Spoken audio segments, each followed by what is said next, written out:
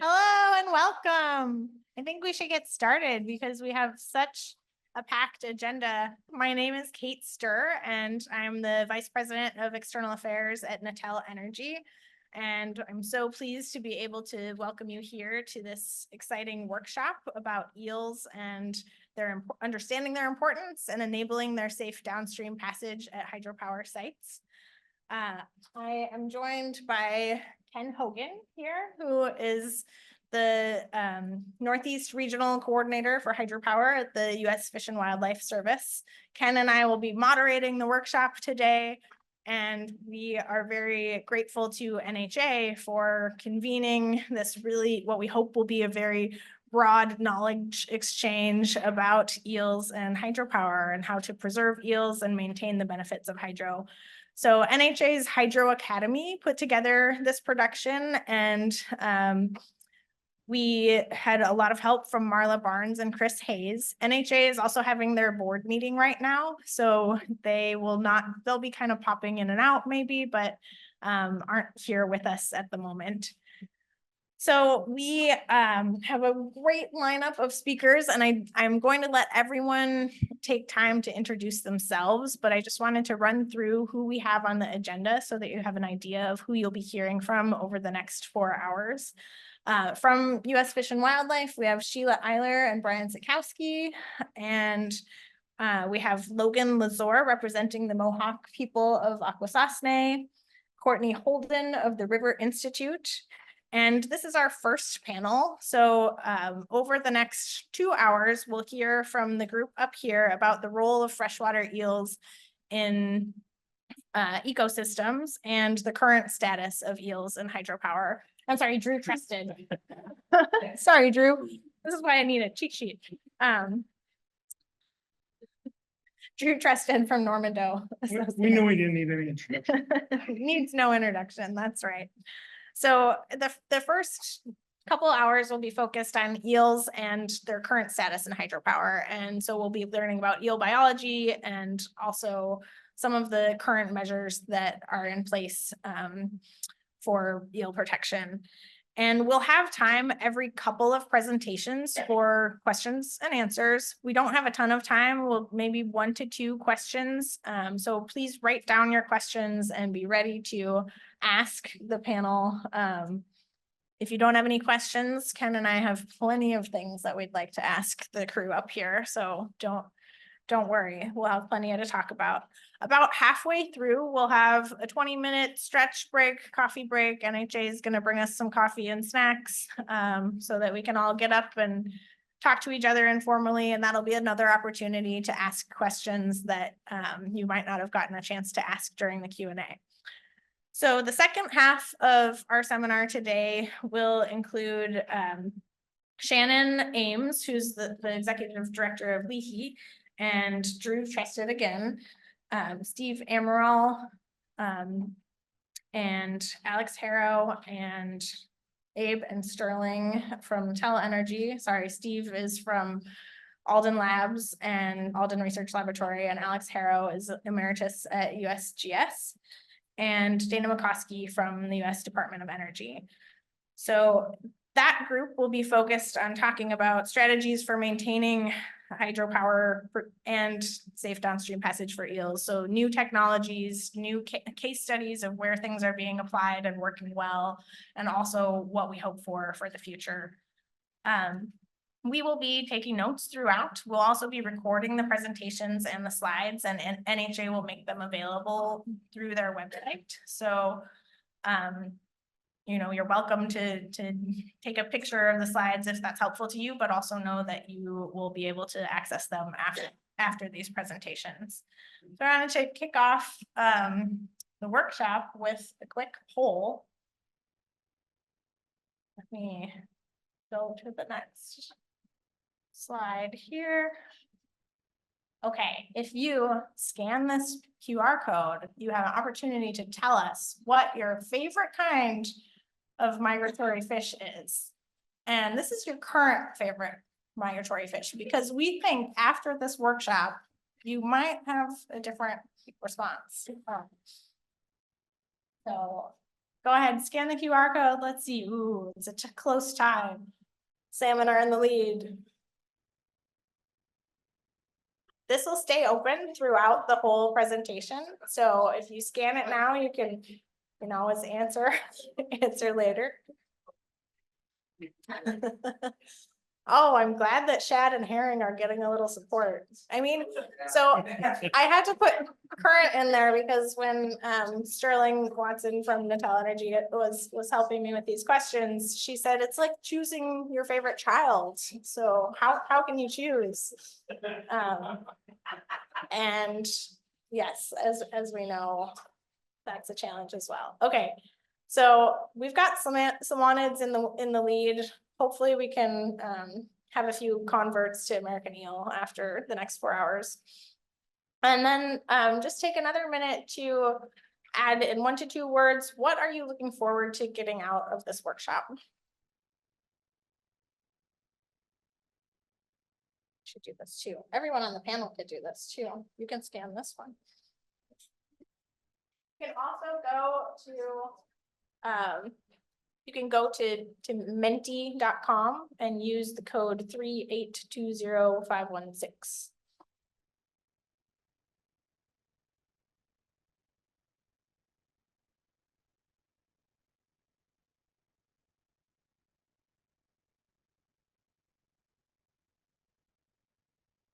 So it's very neat to see learning at the core of this cloud. There's as all these other details are added, we're seeing learning, understanding, passage, knowledge, solutions, connecting, new information, environment issues, eel facts, applying knowledge, and having passage and learning be continuously at this core. I think we're well aligned on how to move forward.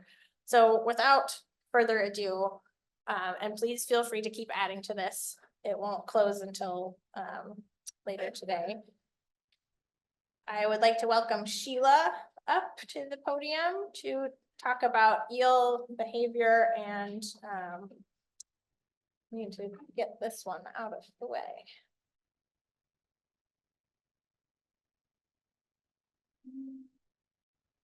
Oh, okay.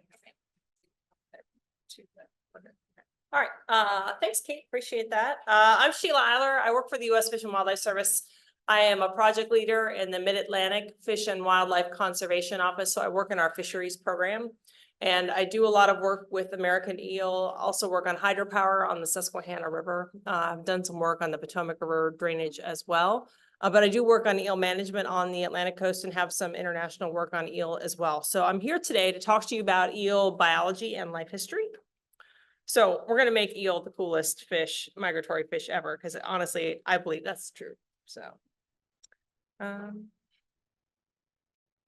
think. All right, here we go. All right, so just some really basic information for eel. So some of you might be more familiar with this than others, but I want to make sure that everybody's kind of functioning on the same level with respect to understanding the eel biology and life history.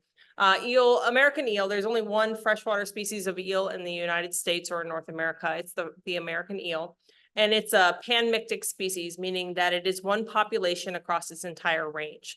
So it covers the eastern half of the US, the Atlantic coast of Canada, and the Atlantic coast of Central and South America. And there's not any river distinction with these species like we have with salmon and shad and other migratory fish. So it is all just one large population. And eels have a unique life history. They're actually backward in their migratory process from some of the more traditional fish that we think of, the salmon and shad and river herring, that spend most of their life in the ocean and come back to the rivers to spawn. So eels are the opposite of that life history. It's called catadromy. And so they spend most of their life in fresh water, and then they go to the ocean to lay their eggs. So what happens with the American eel is that they all congregate in the Sargasso Sea. So from across the entire range, from Canada all the way to northern South America, all the eels from all the rivers and estuaries come to one place.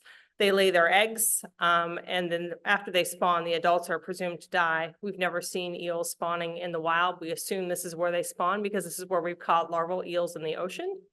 But those eggs hatch, and then it takes about a year for those little eel to travel the ocean currents to get to the Atlantic coast of North, South, and Central America. So they spend time traveling the ocean currents, get to the coast, and once they get to the coast, some of the eels migrate into the estuaries and stay there, and some migrate all the way up into the highest freshwater reaches of rivers. So they really can be pretty much anywhere that's connected to the Atlantic Ocean. And just a fun fact, I grew up in Minnesota, and the eels actually occur in Minnesota. They travel up the Mississippi all the way into Minnesota, so they can go many hundreds of miles upstream. So I'm going to talk about some of the life stages of eels. So this is not to be confused with different species. When people talk about glass eels, yellow eels, silver eels, it's all the American eel, but it's different life stages of those eels. So just to explain a little bit about how they work. So when eels hatch in the ocean, they hatch into this phase called leptocephali. And it doesn't look like an eel at all. It's a very leaf-shaped flat critter. And they have this shape so that they can take advantage of the ocean currents because they're not very active swimmers, but they've got a long distance to get to the coast. So they use the ocean currents to transport themselves along the coast. And after about a year's worth of traveling in the ocean, then they show up near the rivers and mouths of the estuaries and mouths of rivers on the Atlantic coast. And when they do that, they transform into this glass eel phase. So that looks more like an eel, a long, rounded critter, but when they first come in, they're clear, and that's why they're called glass eels. So once they get into the coast, they start to change color from this clearer phase to a more yellow phase. And so the next phase, which is the growing phase for American eel, is called the elver or yellow phase. So elver is just an eel that has recently changed from its glass eel coloring to a colored phase. And as that gets larger, then it's considered to be a yellow eel. So again, it's all the same species of fish, it's just different life stages. So when we're talking about upstream migration, we're typically talking about upstream migration for, in some rare cases, really close to the coast, it might be glass eels, but more likely it's going to be elvers and yellow eels that are moving upstream at hydro projects. And this phase can last from 5 to 30 years or 40 years, depending on how far inland they go. So they can be in this yellow eel phase for quite a number of years. All right, and then when the eels are finally ready to mature and go back down to the ocean, they run into this silver phase. And the silver phase changes the coloration from a kind of a greenish yellow eel that they have when they're living inland into a darker, very dark back and a white belly, and they're preparing themselves for the ocean migration. So their muscle changes, they get a lot more muscle mass, they get a lot more fat. They're preparing for this big run to the Sargasso Sea. And for some eels, that could be many hundreds of miles to travel that far to the spawning grounds. Another interesting thing that happens with silver eels is that they change some of their characteristics. So on the bottom left-hand side, you can see two eels side by side. And the eel on the right in that photo is a silver eel. And you can see that the eye is very large. So the eel eye gets very large in the silvering process. And the eel on the left is a yellow eel that is not ready to migrate yet. So you can just see some of those differences as they start to mature before they go downstream. Another unique thing about American eels is that the males are much, much smaller than the females when they mature. So we've got a picture here on the top. It's actually an immature female eel on the very top and then a male below it, and the male is mature and ready to migrate to the ocean. So they max out in size at about 13 or 14 inches. And the bottom picture is a mature female eel. They can get up to well over 2 feet long, sometimes 3 or more than 3 feet long. So they're large fish when they're leaving these freshwater areas. And an interesting thing about the female eels in particular is that we do make female eels in the estuaries and we make male eels in estuaries. But when you start moving into freshwater, the proportion of eels that are males is less and less the further you move upstream. So if you get into high headwater areas in many of these rivers that are freshwater, you're not going to find any male eels, you're going to find female eels. And those eels tend to be much, much bigger than their estuarine counterparts. So the freshwater areas, especially the high up freshwater areas, tend to be producing very large females. And the larger the fish, the more eggs she produces. So there is an importance to protecting these really big females that have a lot of eggs that are out migrating to the ocean to make sure that they can reproduce. So what do we use eels for? There's going to be an interesting presentation about the cultural uses of eels, which is going to come after mine by Courtney and Logan. But some of the uses that we may be aware of currently is that glass eels are harvested on the Atlantic coast. It's a strongly regulated fishery by the Atlantic coast states through the Atlantic States Marine Fishery Commission. And that glass eel fishery is really only executed legally in Maine and South Carolina. And South Carolina's landings are pretty much next to nothing. So the gist of the harvest for glass eel comes out of the state of Maine. They get just over 9,000 pounds a year. It's a highly regulated quota. And those eels are harvested through these traps. And so they're collecting these eels at the mouths of rivers as they're coming upstream and then sold. They're worth about $3,000 a pound. So there's a significant black market for this fish as well. And most of those are shipped overseas to Asia. It's a very important food fish for a special kind of sushi called unagi. So if you've had unagi sushi, that is eel, and that's what's pictured here. But they're grown out in Asia in aquaculture facilities for that purpose. Then we also have eels that are collected in the yellow phase in the US. There's a big fishery, particularly in the mid-Atlantic for that. A lot of those eels are used for bait. So if you fish for striped bass and have used eel for bait, they're American eels. And it's a good bait for that fishery. Also some food fish. So the fish on the bottom left in this photo are smoked silver eels that came out of the Delaware River.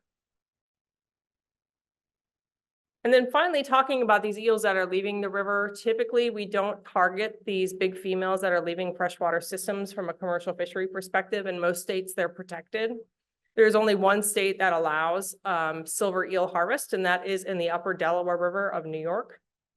In that river, there's only about 8 weir fishermen that work, and they're working to limit the entry of that fishway, so it may phase out in time. So there's no more silver eel harvest going on in the United States. It's legal anyway. But it's an interesting fishery. So the way that works is they set up these massive rock weirs in the river, and the weirs are made of stone. They go out there and they physically move these stones out of the river bottom and make these walls. And the eels, as they're traveling downstream, they're going to travel and kind of get funneled into the end of this V trap. And at the end of the V trap, they put in this wooden slatted trap seasonally. And that trap is what actually catches the eels as they get funneled down through this rock weir.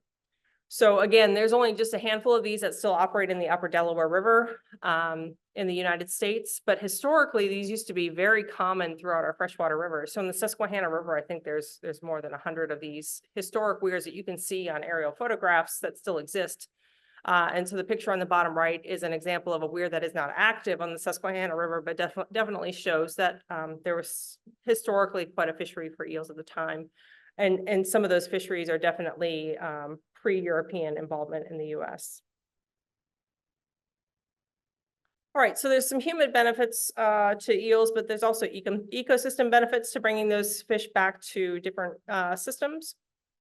And so here's a few of the benefits for having eels. The picture on the top left is a freshwater mussel.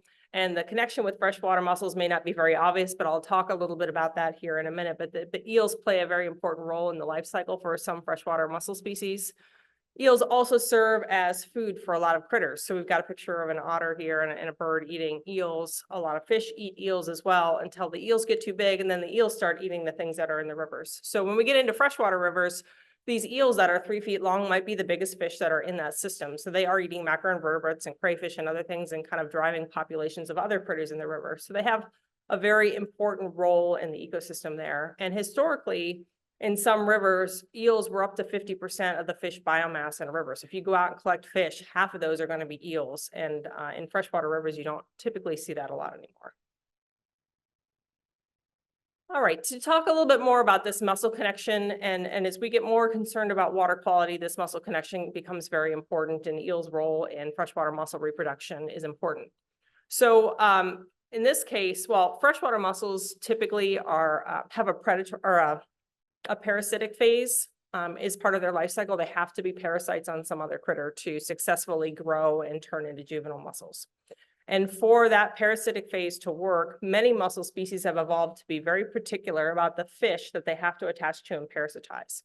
So different mussel species have different fish that they associate with. In the case of the eastern elliptio mussel, which is the mussel I showed in the previous picture, and that's what is here, that's a very common mussel species in the mid-Atlantic. And it requires the American eel as a host fish. So it is the primary host fish for the successful reproduction of eastern elliptio. And what happens is the mussels, they live in the sediment of the river and in the freshwater rivers, and they release their eggs and sperm into the water column. And once they do that, those eggs hatch and they turn into a phase called glochidia. And glochidia look like little Pac-Man. So that's the upper left picture here. And so they swim through the water column, they're doing this little chomping thing, looking for something to attach to. And that's when the eels are coming through, they're looking for a place to attach to the eels, in particular the gills. So on the bottom left-hand side, you'll see a picture of an eel gill and the filaments in the gill, and those little black things on there are different glochidia that are attached to that particular eel. And so what the eel's going to do is continue on its way, and usually they don't get infested so heavily that it hurts the eel. It's just, it's a temporary thing. And the eel will continue to migrate upstream or move wherever it's moving. And then the glochidia will drop off after a short amount of time. And then they will transform into juvenile mussels and grow in that habitat. But the cool thing about attaching to a fish host, it allows these mussels to move. So they can move upstream or downstream away from the spawning site to help those populations of mussels expand further into the habitat. So why do we talk about mussels at all? And mussels do play a very important role with water quality, and that's becoming more and more of a concern as we have more people using water for drinking water out of rivers and needs for water by human uses. And freshwater mussels are a natural filter for water. So the picture on the very top is an eastern elliptio. That's a very common mussel species for the Atlantic coast. And the bottom picture shows an aquarium that is does not have any mussels in it on the left-hand side, and the right-hand side has mussels in it that have been there a couple of hours. So it just shows the filtering capacity for freshwater mussels, the service that they can provide to the ecosystem, especially if they're there in large numbers. And I'm going to refer to the Susquehanna River a couple of times today because that is a river system I'm most familiar with, but I think that the lesson from the Susquehanna River does apply to other river systems as well. But when we have issues with water quality and especially loss of mussel production, we're going to have more turbid water that's coming downstream and probably unhealthier water that's coming downstream. So with the construction of dams on the Susquehanna, they precluded eels from accessing that river, the majority of that river, for many decades. And in doing that, the eastern elliptio population, which should be very abundant, actually was not reproducing for a number of years. And so not just having an older population and not reproducing well, we've seen some water quality issues. And there's a lot of things happening in the Susquehanna. It's not all about freshwater mussels, but it's definitely a component that would help with our water quality issues. And the picture on the right is actually an overview of the Chesapeake Bay and what the Chesapeake Bay looks like after we've had a high rain event in the Susquehanna River, where there's a lot of sediment that has come downstream. So the hope is with mussel restoration programs that would involve having more eels in that habitat would help improve water quality. So with that, this is just a real quick summary of eel biology. I think we're going to hold off on questions until after Logan and Courtney's talk. And yeah, thanks. I'll clear it off.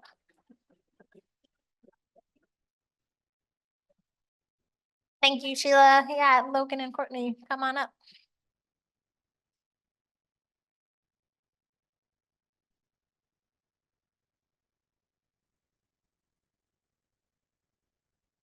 All right, so good afternoon, everyone. I'm Courtney Holden, and I'm a research scientist with the River Institute, which is a research-based not-for-profit in Cornwall, Ontario, which is on the St. Lawrence River. Hello,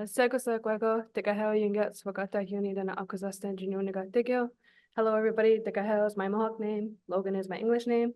I am Wolf Clan from Akwesasne, and I am the environmental field technician for the Mohawk Council of Akwesasne. And today we're going to be talking about the significance of Gewilongo or eels from a Haudenosaunee and science perspective. So for generations, we've often used eels for ceremonial purposes. We recognize them to have strong medicine within them naturally as well as spiritually. And they're also one of the first beings that were placed on this earth before we were, before the trees, the birds. And during that time of creation, they were given a duty to purify the waters. And through passed on teachings and stories, we've recognized them to have strong leadership abilities. And so we give our thanks for these beings for everything that they do for us. And not just them, but all the beings that we share this earth with. And through these teachings and roles of respect, this is how we maintain our relationship with the natural and spiritual world. And along with some cultural benefits, they also have some health benefits. So right here, I have some eel leather, but before turning it into leather, if we use them just for the skins, they're often used for arthritis treatment. as well as like if you have a broken bone, you can use them as a cast. They're really good for.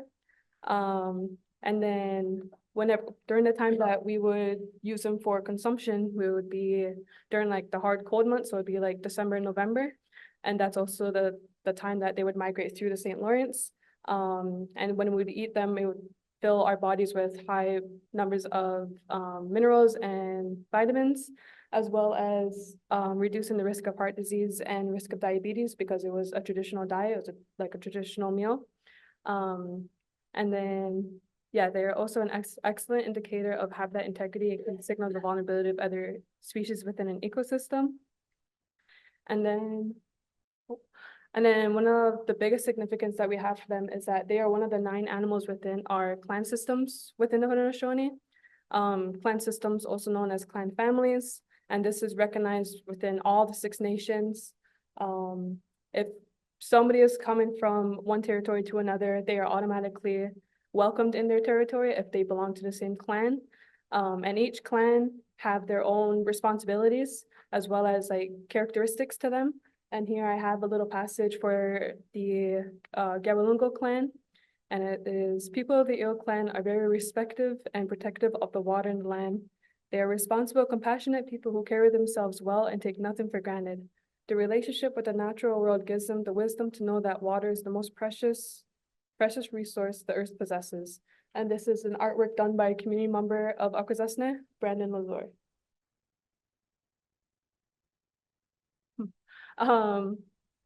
And just as I was saying that each being that was placed here on earth have their own responsibilities, we as the people also have our responsibility to them to give our thanks, to give our acknowledgements for everything that they do for us. And as I was saying, eels have, their duty is to clean and purify the waters, but this is getting hard for them to do whenever they can't continue on their duty whenever their path is being blocked by these man-made structures. And this was never meant for them. Like them ending up this way, they weren't placed on this earth to be found this way. So when these dams are constructed and they block the passage of fish in these critical migration routes, there's also the cultural association with that fish that is lost at the same time. And so this can look like a loss of language, a loss of traditional teachings, a loss of passing down these practices of how to fish eels traditionally, using spears or weir systems as a management tool. So constructing these dams has kind of changed everything about the river. And this comes down to an issue of Indigenous rights. And so the right to access a fish that's culturally significant to these Indigenous groups. And so when these eels start to disappear from a region and that intergenerational knowledge is lost, what you're left with is kind of this generation of younger people that have never interacted with a live eel. So growing up, I didn't have a whole lot of experience with eels just because we never really caught them, so I never really handled them. But since working on this project, I find that my relationship with eels has deepened a lot. As I said earlier, I'm part of the Wolf Clan.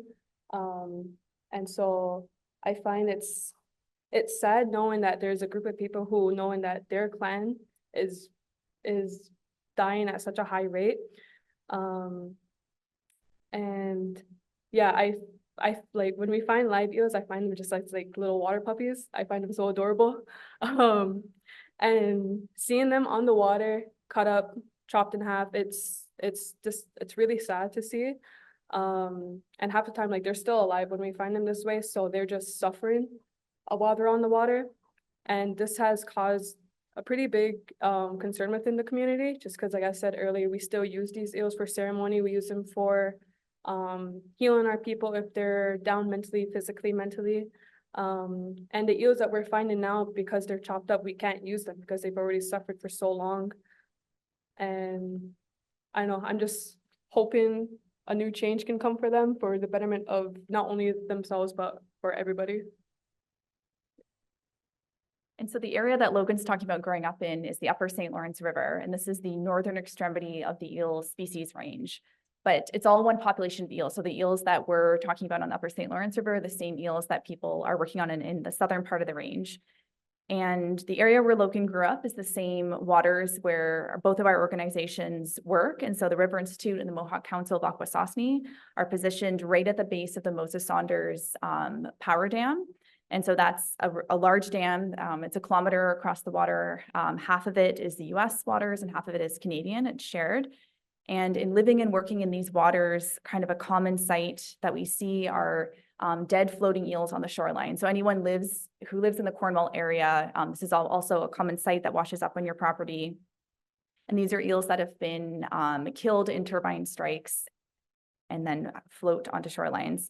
And so then in November of 2022, we received a report from a community member that there were hundreds of dead eels on the bottom of the river. And so this was a little bit different than the floating eels that we were used to seeing.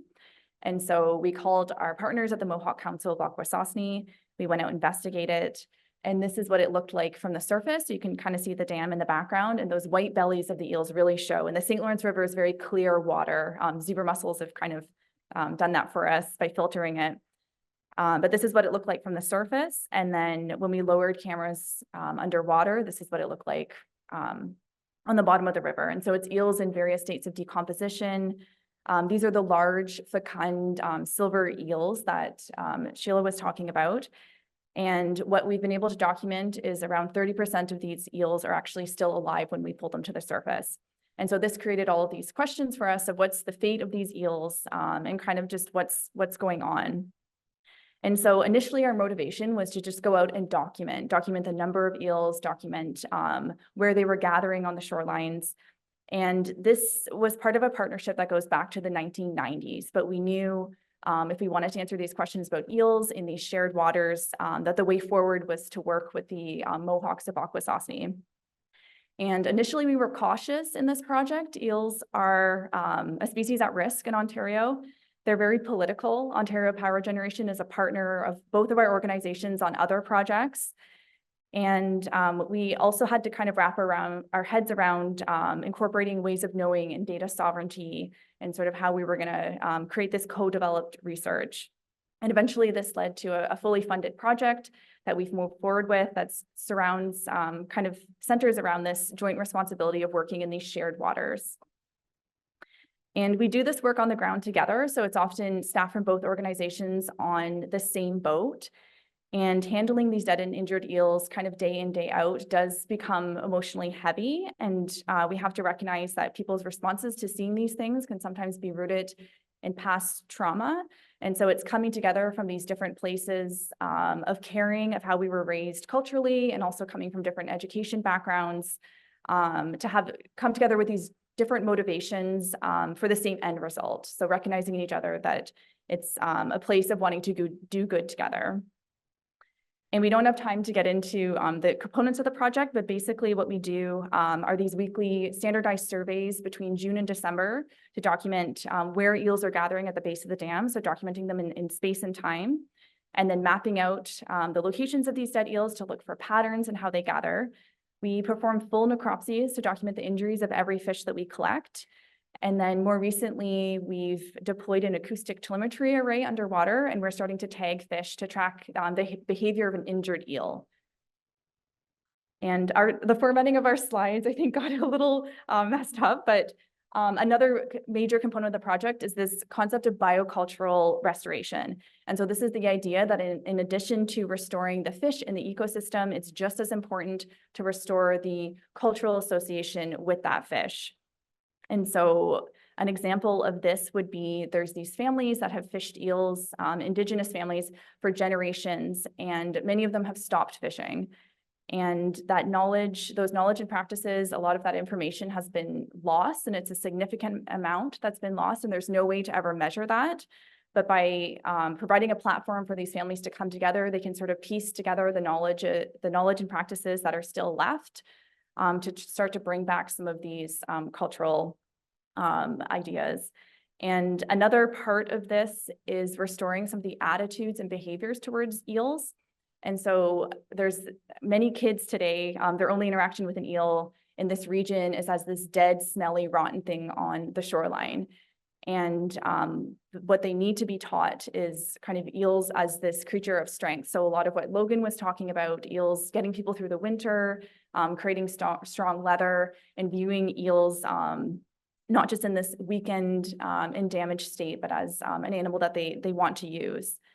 And so the Canadian provincial government is starting to recognize the importance of this and putting some money into communities to start to do some of this cultural restoration work. And what this work looks like in Akwesasne right now kind of centers around finding ways to use these damaged and injured eels to bring back these cultural associations. And so that can be traditional teaching, so eel community workshops. And so this is a photo of one of the Mohawk Council of Akwesasne's technicians, Pete, removing the skin from an eel. And then Logan showed you some of the leather that comes out of these workshops. And then also, if the meat is still good on these fish above a certain point, it's bringing back some of those medicinal and food consumption methods as well. And then some of the outreach is going to fishing derbies and teaching people how to safely remove hooks from eels so they don't harm healthy fish. And then a lot of the person-to-person engagement. And so that's more of a traditional way of communicating with storytelling. And then there's these research questions that kind of feed into this biocultural component. And that's answering this basic question of, are these eels safe to consume and use medicinally before we start encouraging people to do that again? And so it's again using these damaged eels to take a viable muscle sample and then analyze it for mercury and PCBs. And this is just to emphasize the importance of engaging with Indigenous groups in a meaningful way. So not just kind of checking that box, but actually building a relationship. And so find out who your local Indigenous groups are. These are groups that are going to bring a different perspective to the work and truly advocate for the eels and want to do what's best for them. And in doing that, you do need to acknowledge that they're going to need the time to kind of process what's going on, bring it back to their chiefs and decide how to move forward. And there's a lot of kind of grief and sadness associated with the loss of culture, and then a sense of anger at the government for allowing it to happen. And so you have to create the space for them to sort of move through those things. And it's not always in sort of the timeline of a science grant. And so, yeah, it's creating these projects that have a shared responsibility to nature and that the emotional connection to the fish. So treating eels as beings and not just a resource brings a lot of value to the science as well.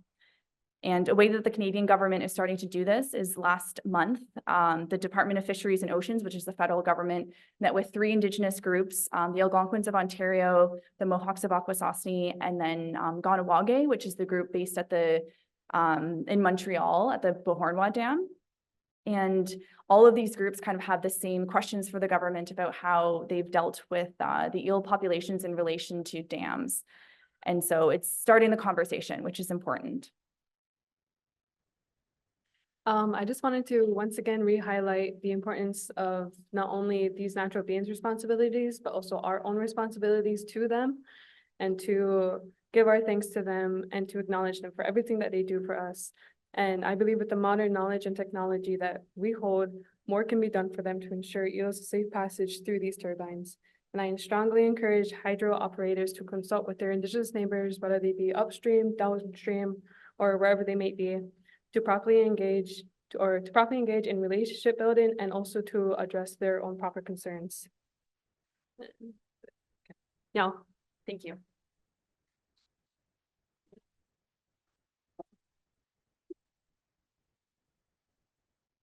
Okay, we have time for just one question. If anyone has a question for Sheila or for Logan or Courtney. So this is a question for the second group, for Logan and Courtney. What would you recommend being the best way to engage your local Indigenous people, like to make sure you have the most meaningful impact and you're not upsetting the culture of the tribe by jumping over people, or I guess just what is the best way? Because we have had a lot of problems with our local tribes engaging them because they're small, they don't have a lot of people. And so what is the best approach to that? I think, I mean, it starts with just relationship building. I guess would be the most important one. And so starting with learning the names of these people. So today Logan provided Haudenosaunee perspectives, and I was describing working with a Haudenosaunee group, but that could look very differently in the region that you're working in. And then it's not, I guess, not coming at them swinging for the first time, wanting these Indigenous perspectives to sort of check off that box that you have them. And so it's starting that relationship early so that when you do have these questions or new projects come in, you already have that relationship created with them. And yeah, so just building it sort of outside of the scope of that specific research project that you have. I would also add to, like, it's not gonna be like a one-time attempt. Like it's gonna take time. As Courtney mentioned, there is a lot of like grief and I guess sharp feelings towards government agencies. But yeah, I think if you just kind of do your own part into figuring out what their culture is, how to properly address them, what are some traditional ways that you could go about to interacting with them, so you're not coming not coming at them like swinging. But yeah, I would say just be prepared for failed attempts, I guess, but just keep trying at it as long as they can recognize that you do want to help them and you do want to recognize that they're there. I feel like that'd be a first good attempt. And then also to keep that relationship. Like, don't just do that one-time interaction and then just say, okay, I got what I need, I'm done, so I'm gonna leave. But I find with my community, what we're often always looking for is that when we do testing of the waters of our animals, it's the results is what I find that we're never shared with. And like, these are waters that we're often using, fishing from. So I find that if it's transparency, that is a good start. But yeah. Yeah, and also important to recognize the burden on these organizations. So they're often small organizations. They get a lot of requests for things like Indigenous perspectives or to join in on projects or the grant writing process. And so it's recognizing kind of the places where you can relieve them of that burden, or we're often a bit protective in who the connections that we'll make with Akwesasne. So even Natel Energy, at first, we were hesitant to bring another organization to our Indigenous partners. And so it's protecting that relationship and then also bringing them to the table. So when you get an invite, an opportunity that they maybe wouldn't always get, it's asking to bring your partners with you so that they also have a voice that can be heard. Thank you so much, both of you. And thank you for asking the question. That was one of the ones that Ken and I were excited to ask too. So great. We're now going to turn back to Sheila, who will talk more about the current status of eels, which you started to see in Logan and Courtney's presentation, is in decline. And Sheila will talk also about the effect of dams, in particular on eel life cycles. Perfect. All right, I'm back. Thanks, Kate, for getting me squared away. So I'm gonna move on from the biology and life history components of eels to talk more about the population status and some of the challenges that we have with hydropower in freshwater rivers. So we'll start here with the population status for eels. So more modern fishery data collection has only occurred in maybe the last 5 decades or so. So when we talk about trying to understand what the eel population looked like as far as numbers go historically, it's a really hard thing for fishery managers to quantify. But we can go back to historic writings and see that eels were probably very widespread in their distribution and very likely abundant. So there's a couple of quotes on here from the 1700s and 1800s in various places, particularly upstream places where they talked about eel and their abundance. So we assume that they were abundant in freshwater rivers before the construction of dams. And again, not to pick on the Susquehanna, but it's a system I'm familiar with. So here's the Conowingo Dam, which is the first dam on the Susquehanna. It's a high dam that is not passable for American eel. So getting into more modern eel population assessment, we have traditional fishery collections that we do to assess populations of fish. Eels is one of those. We also track the harvest of eels through time, and we have really pretty reliable data back to the 1970s. And so there was an effort done by the Atlantic States Marine Fishery Commission, which is a conglomeration of the Atlantic coast states that manage their fisheries collectively that cross state borders. So they work with striped bass and shad and herring and lots of other species. Eel is one of those. And as part of the management for American eel, they do something called a stock assessment. And there was a stock assessment that was completed in 2023, so last year. And the determination from that stock assessment is that the eel is a depleted population. So saying from some historic level, we are at a much lower level today.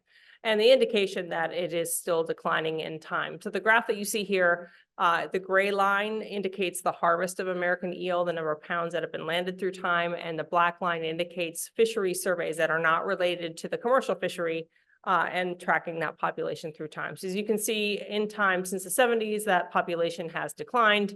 And even in more recent years, even though the fishery has really declined in 2020, which is the last year of this time series, even the population assessments for eels, and this is for yellow eel, has declined as well.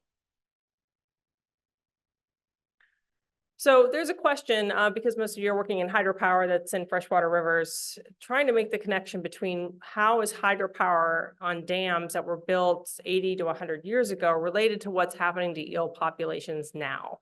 And it's what I'm going to try to explain here a little bit, but it has to do with the eel life history and biology. So we're going to back up a little bit to the eel life history.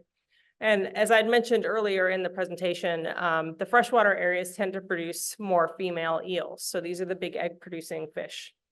And those fish that are in the freshwater areas tend to be larger than their estuarine counterparts. So yes, we can have eels in the estuary. Chesapeake Bay produces a ton of eels, but they're going to be some males and some females, and the females aren't quite as big as what you would see, say, in the Susquehanna River, which is a tributary to the Chesapeake Bay, but is mostly freshwater. So by precluding fish from these freshwater areas, we think that we have less egg production. The other thing about the life history of eels is those eels that are in the freshwater areas can be in that area for decades. So what you're going to see is that the implications for building a dam may not really be realized for that particular river system and those eels until decades later, when all those eels that were upstream before the dam was built finally leave and get back to the ocean and aren't able to get back to access that habitat. So the lifespan of eels in these freshwater areas makes a difference. And it isn't all about hydropower dams. So we all know there's lots of dams on the eastern half of the US. So that picture on the left-hand side just shows all of the dams that exist. So it's pretty much all blue. Those are all individual dots. We have lots of dams out there on the landscape. And some of those are hydropower dams. So on the right, we're focusing in on hydropower dams. And those hydropower dams are many times in upriver habitats, particularly in these important freshwater areas for these female eels.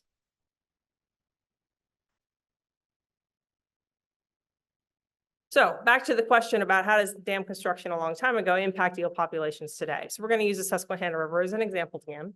And just a reminder that we have 4 hydroelectric dams on the lower Susquehanna River, and the Susquehanna River is a drainage to the Chesapeake Bay. It provides about 40% of the fresh water to the Chesapeake Bay, so it is a significant watershed, one of the bigger watersheds on the East Coast.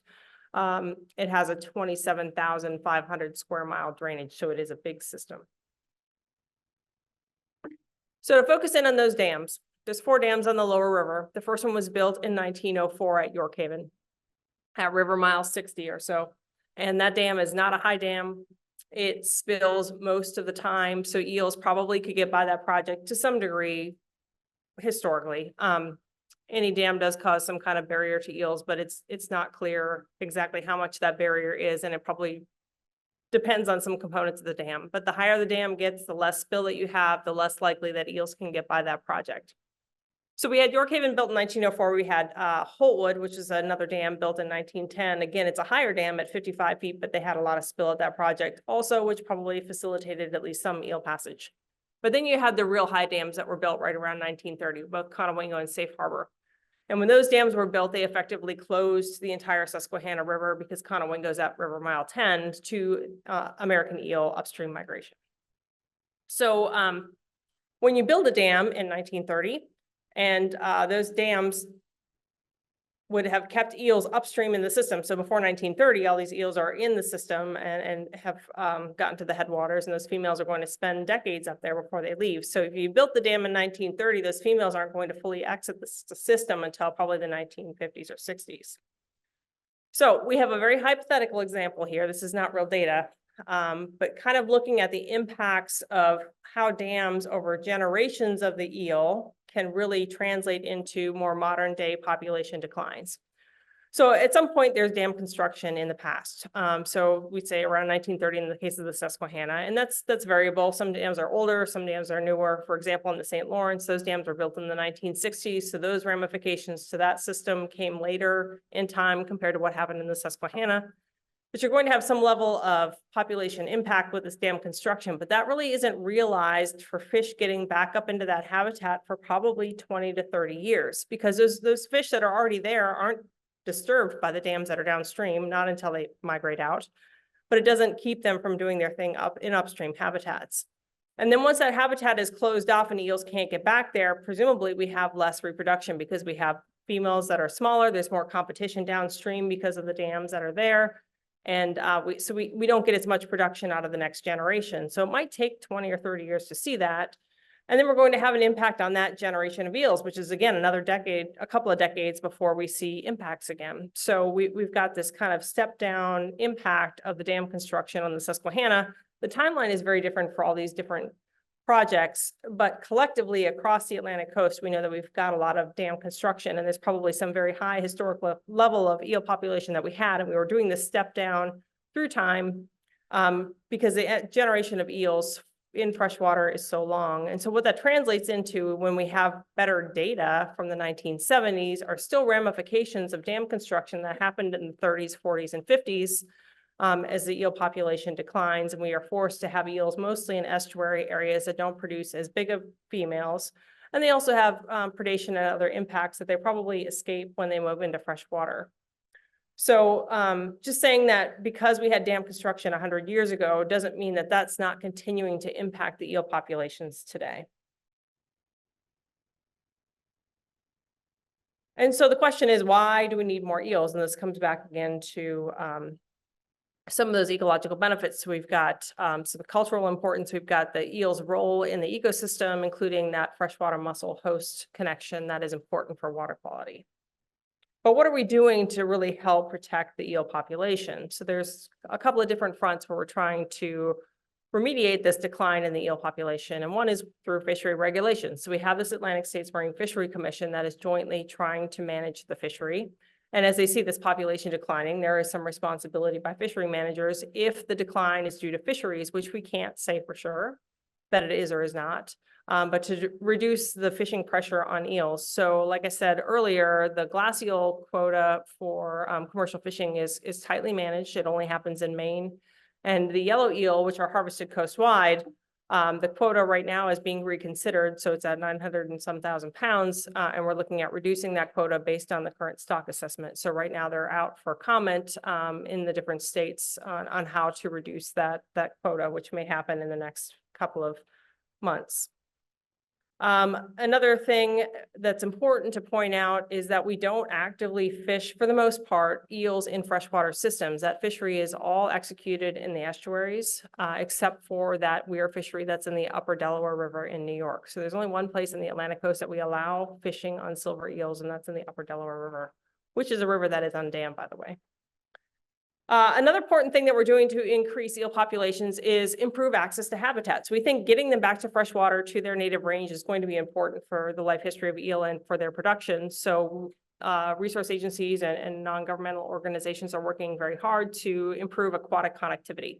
So lots of dam removals taking place, including this picture here on the bottom right. That is Oakland Dam on the upper Susquehanna that was removed this past summer. And also looking at eel passage. So at hydroelectric plants, removal probably isn't an option so much, but putting in eel passage to make it more efficient for eels to get by projects is a viable option. And then we do use the relicensing process at hydroelectric dams for both providing upstream passage for eels and also providing more safe downstream passage. So as we're aware, and Logan referred to earlier, dams do have impacts on downstream migrants of eels. And so the eels that are migrating downstream, it really depends on where they're at on the coast, the timing of that. It's very variable. Down in the south, they tend to do it later in the year. And as you move further up the Atlantic coast, the migration time is earlier, but it tends to be in the fall. Working on a project on the Susquehanna, we've seen eel migration from every month from July to April. So it can occur over a very wide range of months. But those eels, as they move downstream, they approach the dams from the upstream reservoirs. They may have several routes to pass the dam, but one of the routes is typically through the turbines if the turbines are not screened.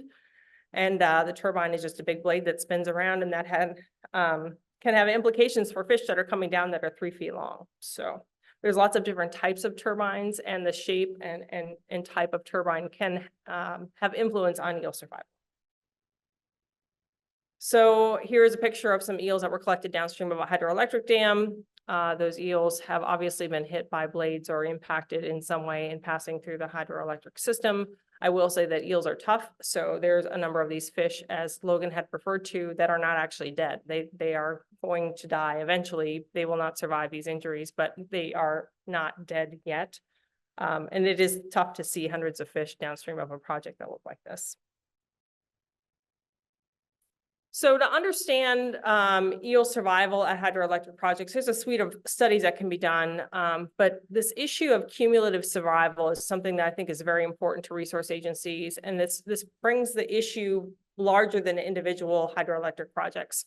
So in the Susquehanna River, we're conducting a downstream migration study looking at eels that are moving upstream of all of the 4 main stem dams, and then looking at escapement out of the river.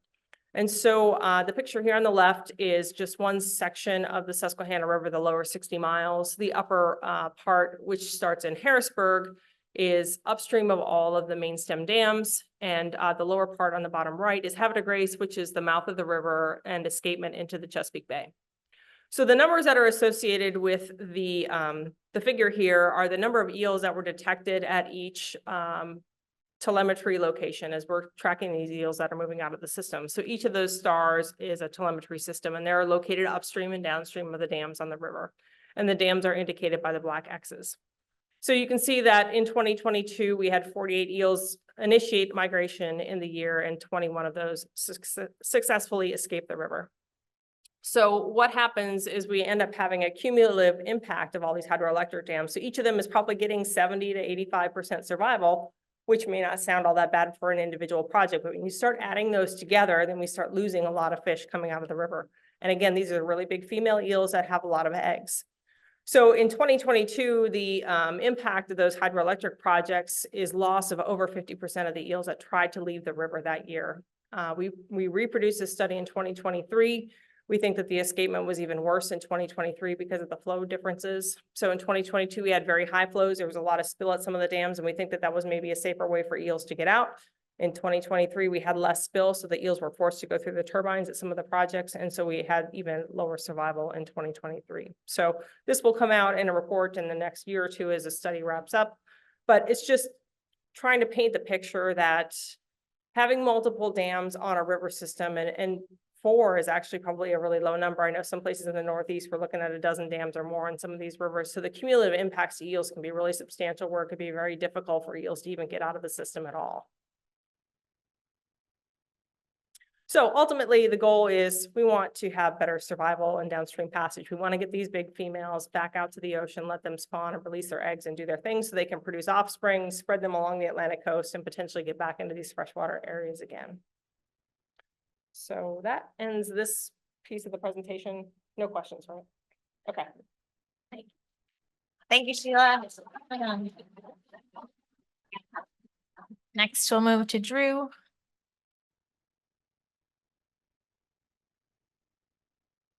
All right, thank you. Drew Trusted, fish biologist with Normando Associates. We are an environmental consulting company headquartered in New Hampshire, but we've got regional offices around New England, through the Mid-Atlantic and down into the Southeast. And we do a lot of eel passage studies looking at both upstream and downstream effectiveness for moving these fish. So I'm just going to talk through a couple slides here. I just want to provide a very high-level overview of some of the currently used field techniques for evaluating downstream passage of adult eels, and the first of these is really your biotelemetry studies. So the typical techniques for this are really radio or acoustic telemetry. Looking at these in a general approach, usually you're taking a known number of adult eels. These are being tagged with a uniquely identifiable transmitter and then put at a point upstream of one or more projects. And then when we're setting these studies up, we're generally trying to release eels a good way upstream of the dam, above the impoundment, and then really allow them to volitionally move downstream out of the system. And then hopefully has a more natural approach as these eels encounter some of the hydroelectric projects on their way. Prior to any of the eels being tagged and released into the river, obviously we've installed an array of detection receivers. And really the intent of the data coming from these is to inform on the timing of the approach of these eels to the project, kind of what they're doing once they encounter a project, and then what is their continued movement as they move downstream of the project. And so with this data set, there's a whole slew of metrics that you can take a look at. Some of them include, what's happening in the impoundment, what are the rates moving through the impoundment, how long does it take? We can quantify kind of the delay or what's that upstream residence duration from the time an eel arrives at a dam until it moves downstream. We can also look at route of passage. How are they using the different available passage routes proportionally? There's some analyses to look at rates of rejection or passage success. These are useful in terms of trying to identify either river conditions or operational settings which may promote or hinder eel passage at a particular route. Obviously, we can look at then the continued rate, how fast are these eels moving once they pass the project. And then I've included passage survival with a question mark, and I'm going to let Brian talk a little bit about that in a minute. The second major field study type that we do are high Z tag recapture studies or balloon tag studies. And these are really intended to evaluate survival and injuries of eels passing through a specific route. So these eels are being marked with these balloon tags and then injected into a particular route of question. And this can be a turbine unit, this could be a spillway, it can be a downstream bypass sluice, any of these. These are all control adjusted tests. And then the nice thing about these is that once these eels go through, the balloons inflate, the eel comes up to the surface, we can get our hands on that fish then and give it a physical evaluation looking for injuries and status of mortality.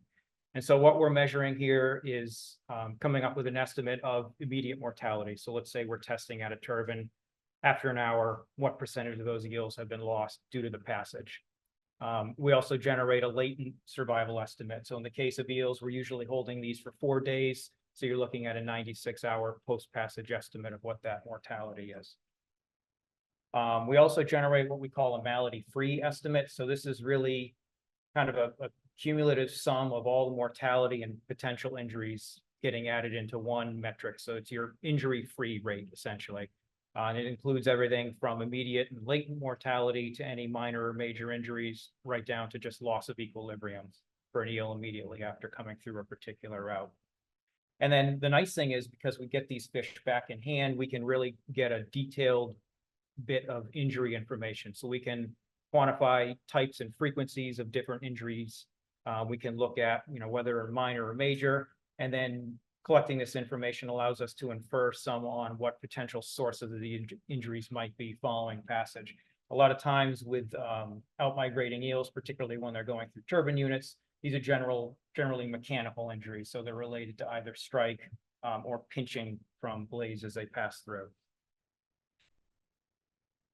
So in terms of setting these studies up, the sample sizes for these are really being driven by the question, what's the desired precision around that estimate. Typically, when we're setting these up, we're looking for a estimate of mortality or injury rate that's plus or minus 10%, 90% of the time is our general starting point for these, but those can, be refined or widened depending on the study objective.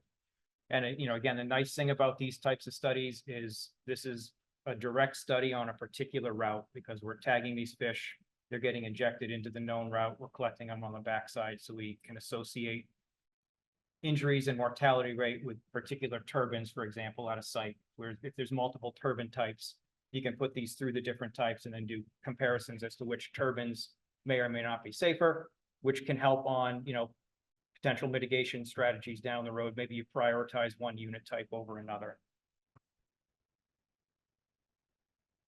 And again, so the, physical recapture is really giving us a good chance to get hands on these eels, kind of see their condition, allows us to detect some injuries and behavioral anomalies that may otherwise go undetected in some of our telemetry studies.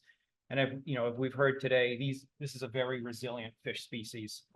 So some of our observations during these balloon tag type studies, you can see some fairly severe injuries, amputations and spinal damage, internal bleeding. And we've had those, same eels that came out that way at the initial check. They're still alive 96 hours later, and they're still, upright and moving around the holding tanks at that latent check. So this combined with the understanding how are they passing with the telemetry type study, this gives you a nice in-hand evaluation of eel condition. And with that, I will turn it to Brian. Thanks, Drew.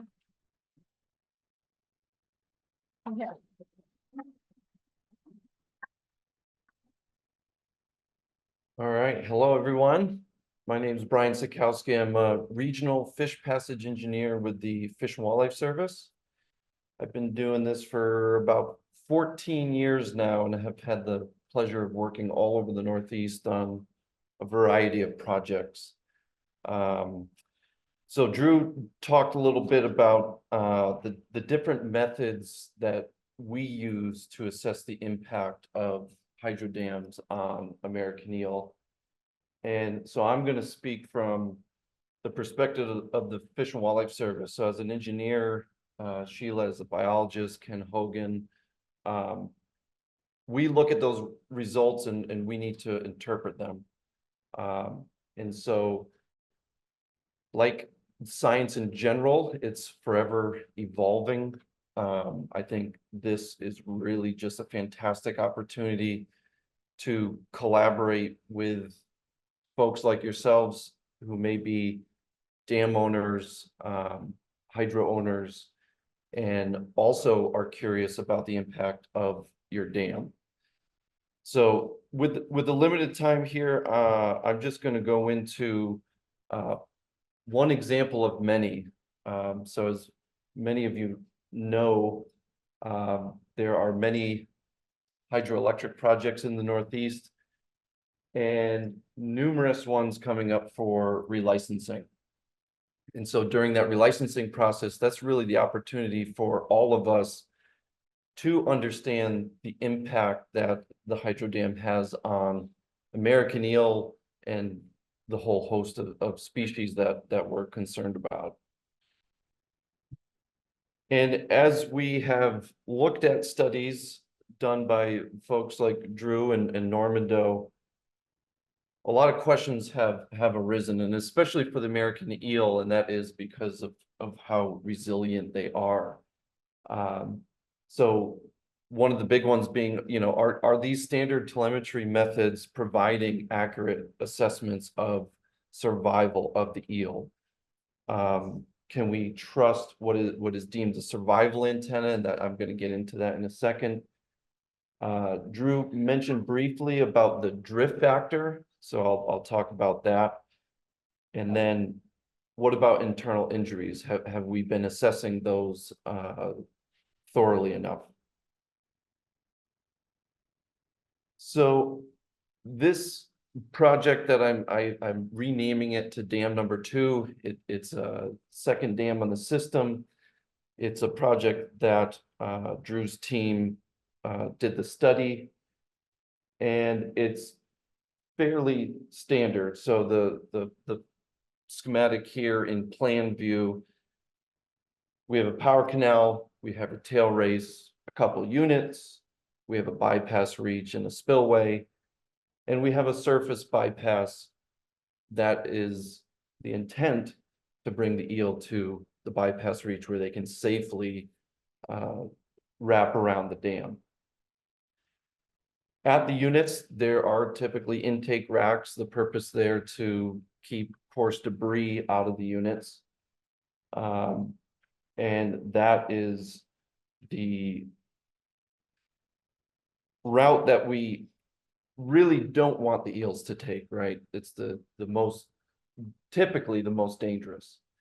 At this site in particular, the rack spacing was at 7 inches wide. A couple of 5-blade caplins, unit speed of about 120 RPMs.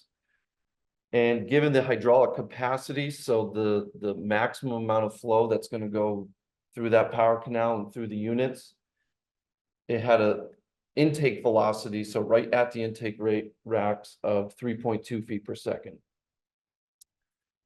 Compared to the hydraulic capacity, 120 CFS was used for the surface bypass where we want the eels to go.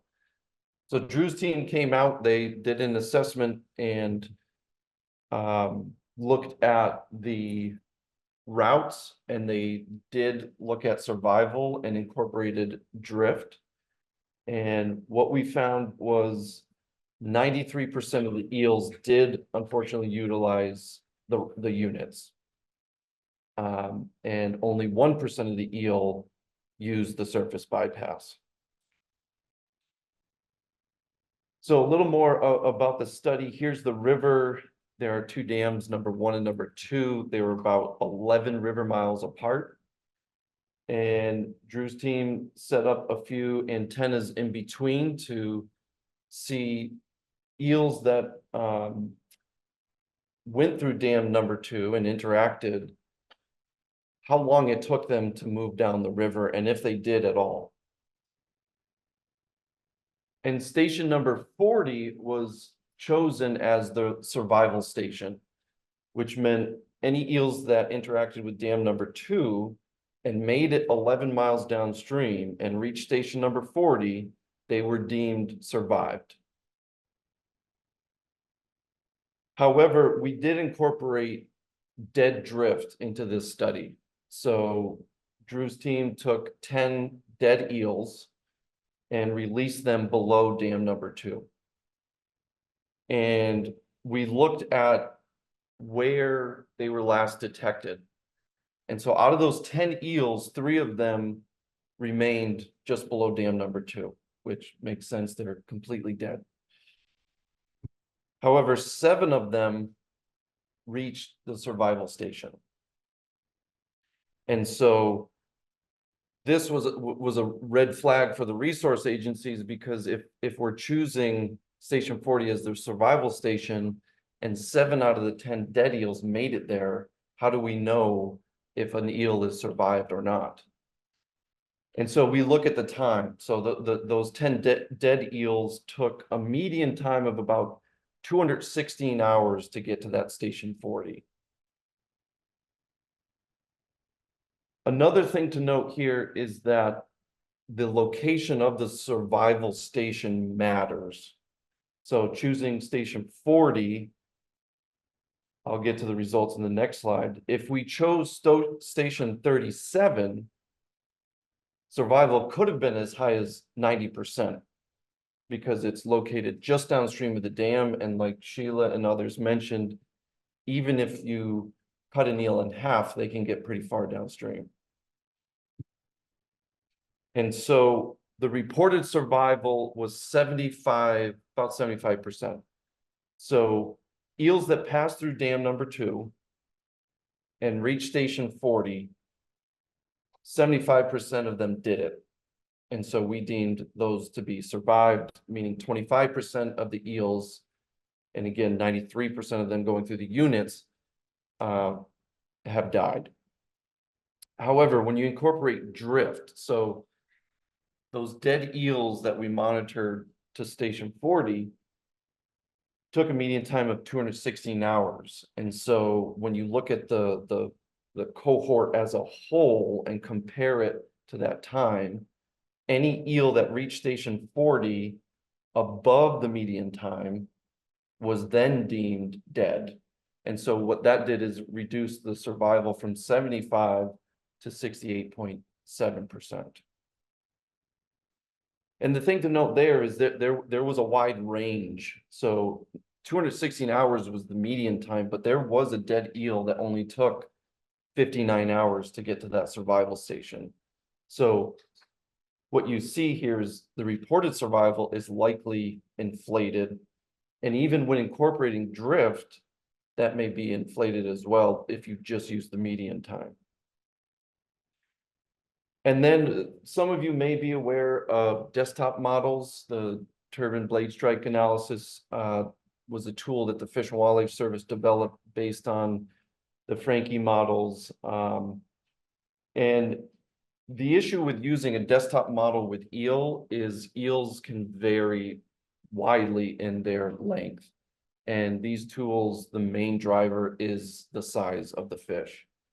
And so given that range, you come out with 39 to 70% if you just sat down and did a desktop model rather than the thorough study that Drew's team did.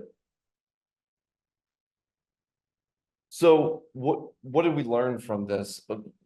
One thing is all those results show that we're losing, at least 25% of our eels at dam number 2. Given the cumulative survival that Sheila mentioned, that's not good. And results only got worse when incorporating drift. And so going back to our questions, what we have concluded from this study and other studies that have been conducted in the Northeast is the survival antenna may not be an accurate tool to assess the condition of an eel. The fish isn't captured or observed, so survival is really just an assumption. And those estimates can vary based on where you put that antenna. We need these eels to get all the way to the Sargasso Sea. That's a very far distance to travel, and knocking them on the head, cutting them in half, they may get 10 miles downriver, but what does that mean in the long run? And like the above, when we do apply the drift factor, that is yet again an assumption because you're not taking that eel and looking at it physically.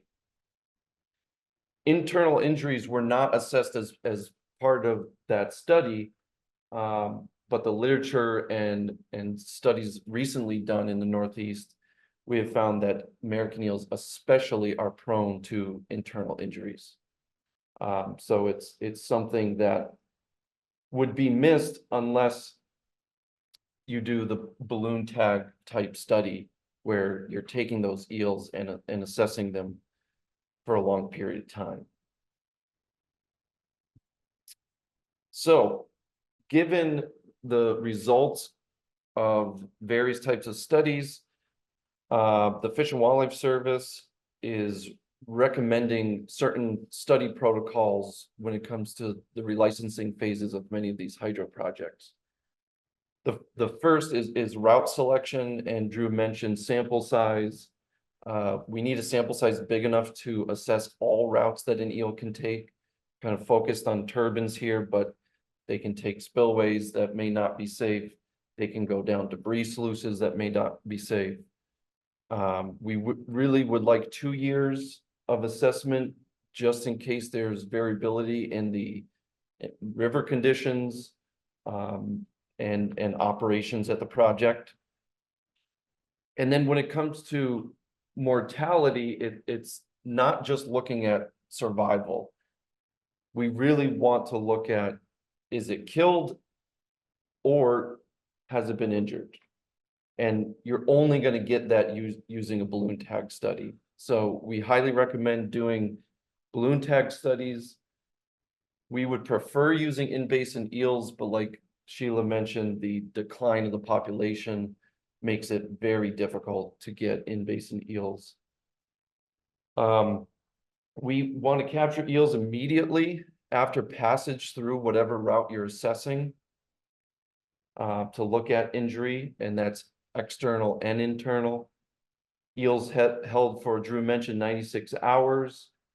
And then at this time, we're looking at 100% of the eels, dead or alive, would be necropsied to determine if there are internal injuries that we're missing. And that's where I end there. Great.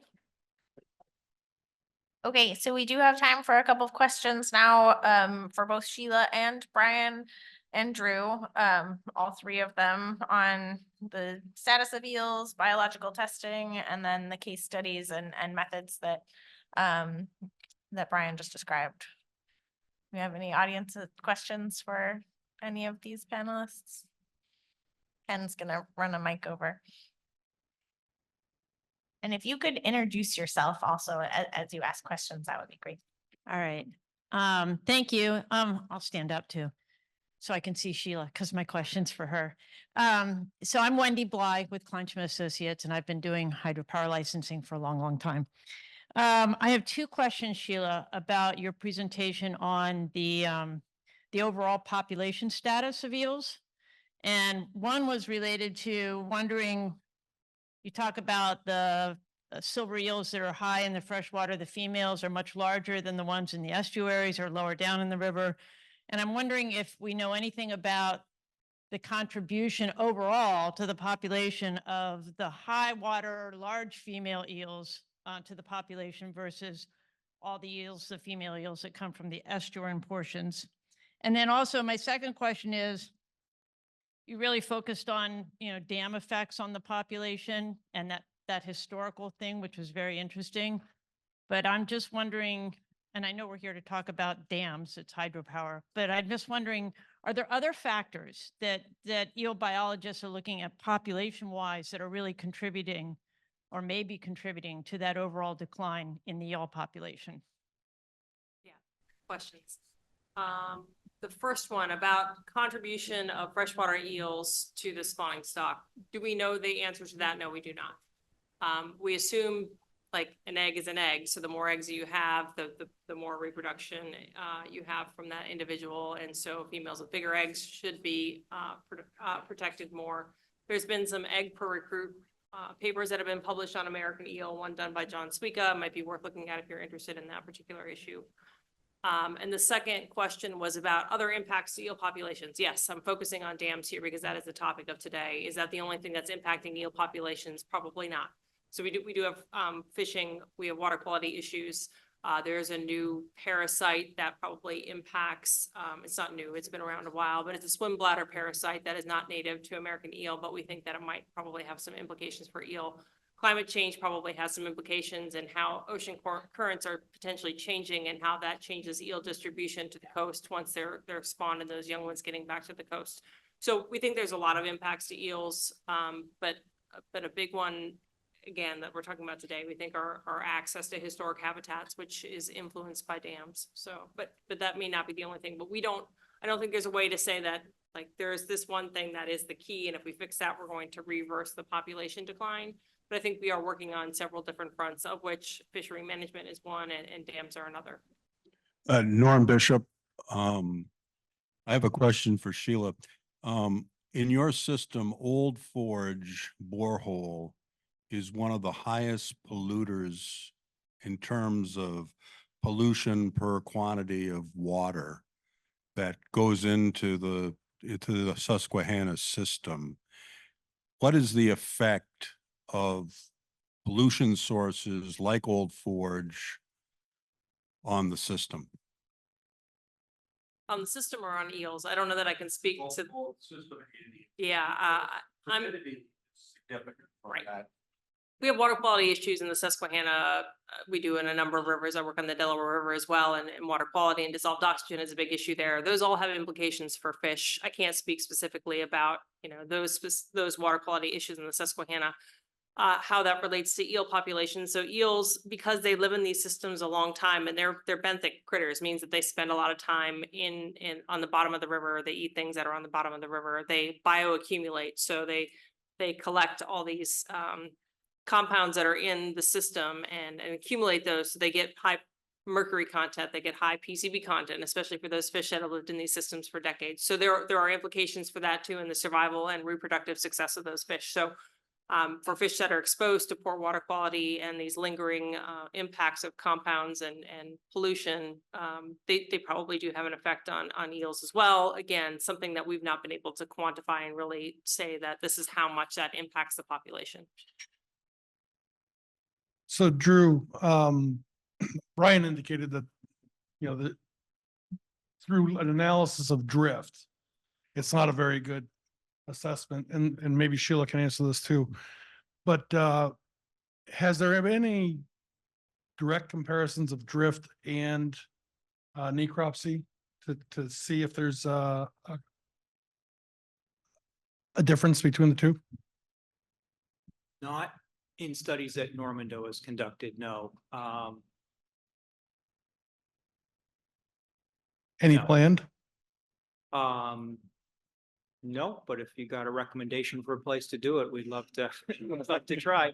I think the challenging piece there is once you tag a fish and it's telemetry tag of some sort, acoustic or radio, and it's going down the river, you've got to get your hands back on that fish, and that's the hard part. If we could catch eels effectively in these river systems, particularly big river systems, we answer a lot of other questions that we have. So I think that piece alone is challenging. So I think it'd be hard to do that. And combining it with a balloon tag study in the way that it's done for turbine survival assessment and assessment at dams, those balloons that are attached to the fish, even if they don't inflate for a certain amount of time, probably impact the swimming ability of fish. So it may change their behavior some. So if we're looking at movement for 20 or 30 or 40 miles, I don't know that that is probably the best tool to assess kind of trying to capture those fish down the road. Okay, I think now we're going to continue with Brian. He's going to talk about the Fish and Wildlife guidelines. Yes, so I'll have to move through these a little quickly, so apologies, but we talked about the study methodologies, how to assess the impact. I'm going to talk about from the Fish and Wildlife Service. We do have some fish passage guidelines out there. Some of you may be aware of them. And the guidelines that support the solutions for the protection of American eel. So our guidelines were first developed in 2016. You may have heard the name Brett Towler. It was really intended to provide a baseline design criteria for a multitude of fish passage design parameters for fishways, dams, culverts, etc. Our real intent there, especially in the FERC realm, was we don't want to be arbitrary, right? One person might think one thing, another person might think another. We did our best to put all the science into one document for everyone to use, all of us to collaborate on. And so the term best available science, but of course, anything in fish passage, there is always a balance between science and professional judgment. And so what does best available science mean? That this graphic is kind of just our process of how we develop our guidelines. We're in the field identifying problems with all of you through monitoring, collaborating with our partners, scientific literature review, finding information gaps and feeding that to the research biologists like Steve Amaral in the room and Alex Harrow somewhere. All of that is incorporated into the guidelines. And because of that, the science is constantly changing. And by changing, I don't mean we're putting things in there and then we're pulling them back.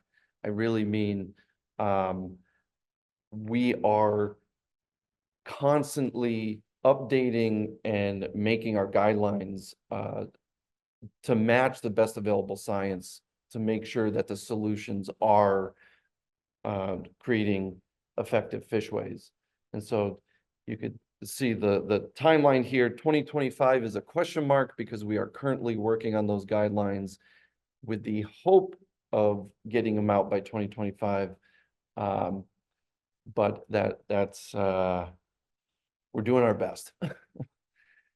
All with the intent of safe, timely, and effective fish passage. Safe meaning we're not killing or injuring our species. Timely meaning we can move the quantity of fish that we want in a timely manner. They're not delayed. And effective, we can get our suite of species into our fishways and out of our fishways in an effective manner. So I mentioned the Fish and Wildlife Service, but we are now teaming up with the National Marine Fisheries Service. Nick Anderson and Melanie Harris are in the room. Nick's on our team, as well as Bjorn Lake. He's another fish passage engineer. Myself, Jesus Morales, and Jessica Pica sit in the Hadley, Massachusetts office of the Fish and Wildlife Service. So unfortunately, Nick is the lone biologist that sits in between the engineers and has to listen to a lot of back and forth. All right, so to get into a little bit of focus on the American eel here, we all know that every site is a little different. So you may have a site with a very long dam that runs parallel with a river, could have a very long power canal with a gatehouse structure at the upstream end, a very long bypass reach. And a downstream migrating eel has to navigate all of these components of your development. You may also have a project where the powerhouse is situated on river right or river left, and there's a very short power canal. Or there's just no power canal at all, and your site is situated in a big head pond. All of this means that there's going to be a variability of the hydraulics local to your project. So the picture here on the left is the draft tubes of a project in a dewatered state. And so if you're an eel in this power canal, looking at a couple of very dark tunnels, eels like darkness, right? That's where they're going. So this is actually the project that Drew studied, that we found 93% of the eels went through these units. You could see the racks are being installed, and those were the racks that were 7 inches apart. So eels can basically fly right in there. And so we need to not only consider the hydraulics that are local right at the draft tubes, but also the impact that has in the head pond. So here's just an example of some CFD, a colorful map of velocity profiles. The red color is velocities 3 feet per second or greater. And you can see that this is a project that has a very big draw. The velocity vectors along the spillway are getting pulled over, and it's basically a giant vacuum. So in cross-section view, this is what an eel has to interact with. So as an eel is approaching, it may be near the bottom of the stream bed, and it interacts with the project. And if there are high velocities, and maybe that circle up top, maybe that surface bypass, well, it's very difficult for the eel to find that amongst hydraulics that look like this. And then plan view, looking at a power canal, even within the power canal itself, you can have hydraulics that may be confusing, may create what we call eddies, which they have to interact with on their way downstream. And so from that, and the big caveat here is in the absence of better information. So unless we have done a thorough study of the project and know that eels are not being killed or injured, we do not recognize passage through the turbines as an acceptable route for downstream passage. And so what does the solution look like for American eel? That is a spacing of 3/4 inch or less. And I'm going to get into that in just a second. This would be a full depth intake rack, and that is to physically prevent an eel from being able to become entrained in those units. Eels are unique for many reasons, and another reason is when they approach a rack, and Alex knows this best, they will squeeze their heads and attempt to drive their body through those racks. They're not timid like an American shad that's going to back off and get the hell out of there. they will try again. The other important guideline is that the normal velocity vector, so that's the vector perpendicular to your racks, would be 2 feet per second or less. And that's to prevent impingement. So once you physically exclude them, we don't want the velocity so high that now you're just creating suction onto those racks, and then that's where they die. Sweeping velocity, I'm gonna mention that in a slide coming up. That's a vector along your rack that can help guide eels towards a safe bypass. And when it comes to the amount of bypass flow, right now we're looking at a minimum of 5% of station capacity. And because they are demersal, we prefer low-level bypass openings. So all those guidelines right there, I just want to take a step back and just a reminder, those are based on the best available science, and we do our best to do thorough reviews of the literature that's out there. And so this is really just a snapshot of a snippet of literature with folks like Steve and Alex working in the laboratories have done a lot of work looking at eels and how they interact with intake racks. And so what we found through looking at the literature is all the studies showed the least amount of entrainment for rack spacing less than 3/4 inch. If your rack is angled or inclined, that is going to be ideal for physically guiding fish, and that's going to be the next slide. And then even the EPRI 2016 document showed the state of the science supported 1/2 to 3/4 inch racks for eel. So how do we apply these? And again, the intent here is to protect downstream migrating American eel, but at the same time, not affecting the normal operations of a hydro facility. So the solution to entrain them, we want to physically exclude them. We also want to guide them to a bypass. Impingement, we don't want to kill them on the rack, so we need to keep velocities low. And again, guidance to a bypass. This is all based on the continuity equation, so not to get too nerdy, but it's the flow equals velocity times the area. I went to 7 years of engineering school. This is probably the only equation I needed to know. So basically, you're taking a certain amount of flow and you're squeezing it through those draft tubes, and that squeezing of the flow is going to increase velocity.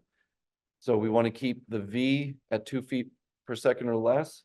And when it comes to the Q, we don't want to change the hydraulic capacity, right? That's the ideal. And so when it comes to solutions, the first one is, let's say you have a project like the one on the right here. This is a project in France that was studied. There may be a case where you can simply replace your intake racks. So here they were replaced with 20 millimeter clear spacing. That's roughly 3/4 inch. And so with this solution, just incline replacement of your racks, this applies to the sites where your velocities at the rack are already less than 2 feet per second. So we don't have the risk of impingement. We can physically exclude them from the units to keep them safe. But now we need to direct them towards one of those bypasses. So you see there's 2 surface bypasses and there's a deep bypass. So when an eel is searching around a rack, we need enough flow to attract that eel to one of those bypasses. And that's where the 5% of station capacity is where we start. But of course, any solution to protecting American eel needs to be studied, like Drew's team does all the time, to validate that it is indeed safe, timely, and effective, that they can find those bypasses. So let's say you have a project where the velocities exceed the 2 foot per second mark. So the example that I showed you with 93% of those eels moving through, those intake velocities were above 3 feet per second. So that doesn't meet our standards. So we would have to look at potentially solution 2, which is taking your rack and angling it. What that does is the benefit is it increases the surface area and decreases the normal velocity vector. So you're in that Q equals VA, we're leaving Q alone. We need V to decrease, so A needs to increase.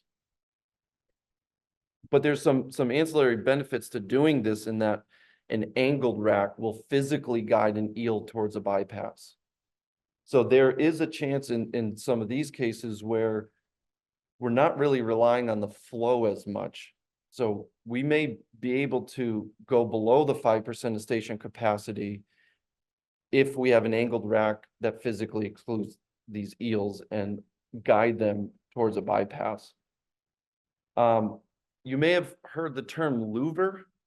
A louver is a specific type of angled rack with very specific geometry as a specific angle to the flow path. And also the slats or the bars of the rack are also angled to further enhance that sweeping velocity component. So in the guideline I mentioned before, we want the sweeping velocity to be greater than the normal velocity. So basically a velocity component that's guiding them towards the bypass is stronger than the velocity going through the racks. So you can do that by angling the racks, or you can do that by inclining the rack. So an inclined screen is an angle up off the floor of the stream bed. And this has been studied over in Europe as well, with a lot of success. It's obviously easier if you're dealing with a power canal because you already have nice walls to tie into. The picture in the upper right is a small project in New Hampshire where we installed an incline screen. And so basically in this case, the sweeping velocity is along that rack in an upward direction. And if you're an eel coming along the bottom, that's going to physically push you up towards the surface. And a lot of times the entrances of the bypass are integrated right on the face of the racks. And so basically what you're creating is a hotspot on the rack where they want to go into, and that's going to be a conduit to safely pass them over your dam. So all of these solutions, though, have to consider bypass location and flow. And we don't have the time today to get into the real weeds of that. But I did want to show this picture.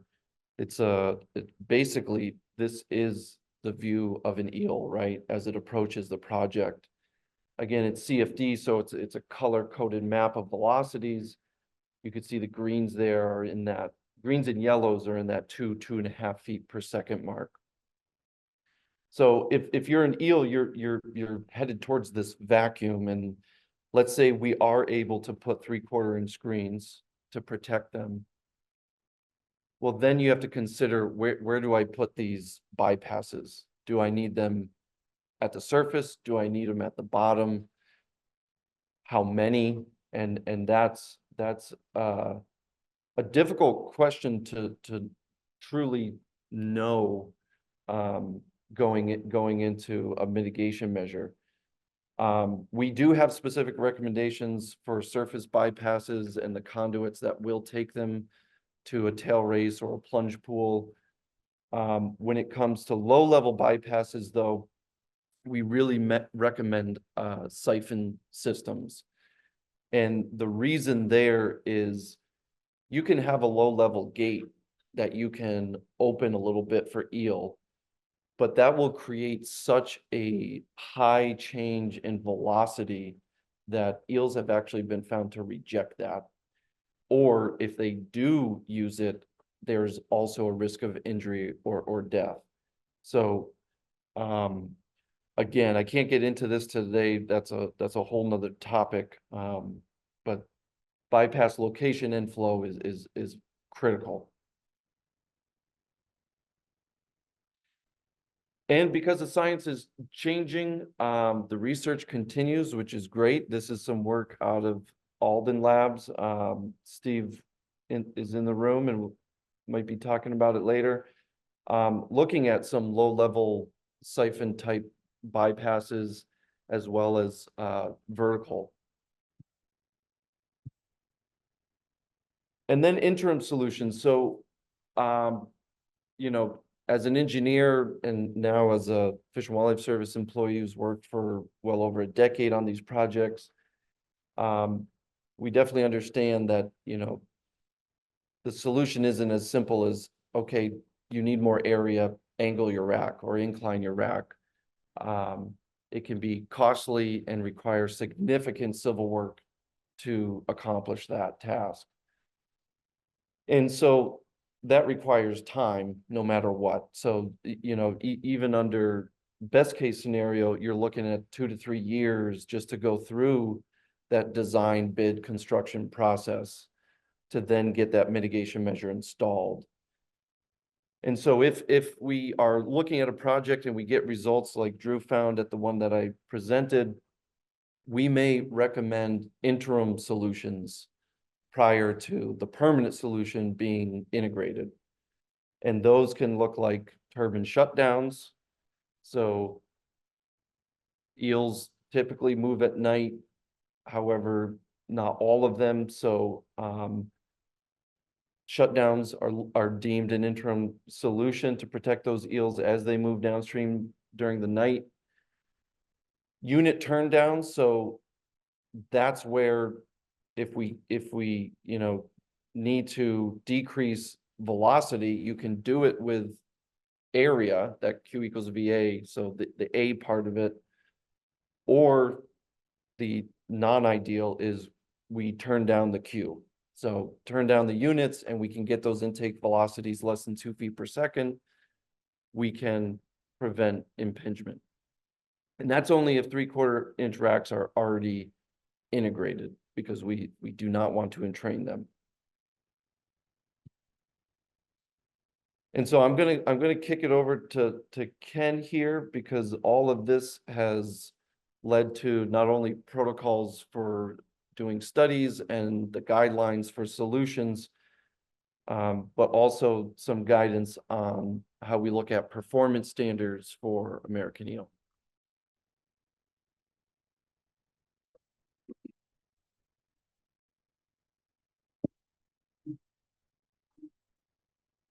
So my bit here is really quick. You know, you heard Brian talk about safe, timely, and effective. Well, Fish and Wildlife Service has often been questioned. What does that mean? You know, FERC staff has asked us, what is safe, timely, and effective? How do you determine what safe, timely, and effective is? Industry, you know, hydropower operators, same question. You know, when are we done? How do we know we met our goals when safe, timely, and effective is our strategy? So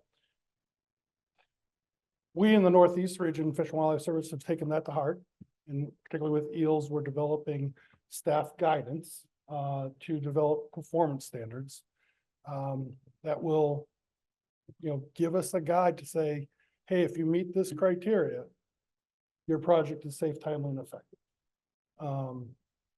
The part of that development, though, is we want your input. So tomorrow afternoon at I believe it's 4 to 5 in the Senate room, we are seeking information from licensees and project operators and FERC staff, if it so be. How would performance standards and their application at hydropower projects influence your project? You know, what are considerations that Fish and Wildlife Service staff should be taking into consideration when applying performance standards at a given hydropower project? And for an example, Sheila talked about cumulative effects.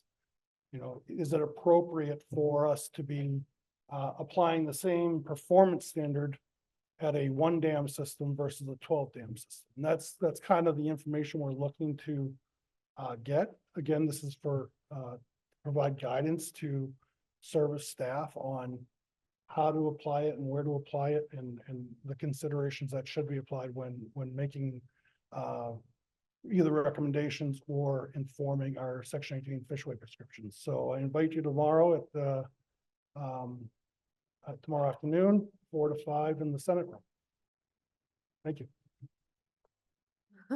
All right, so now we have time for a quick question for Brian or Ken, and then we're gonna take a break and stretch. There's coffee and snacks out there, and we'll come back and be ready to get started again. Let's say 3:15 instead of 3:10, give you guys 15 minutes.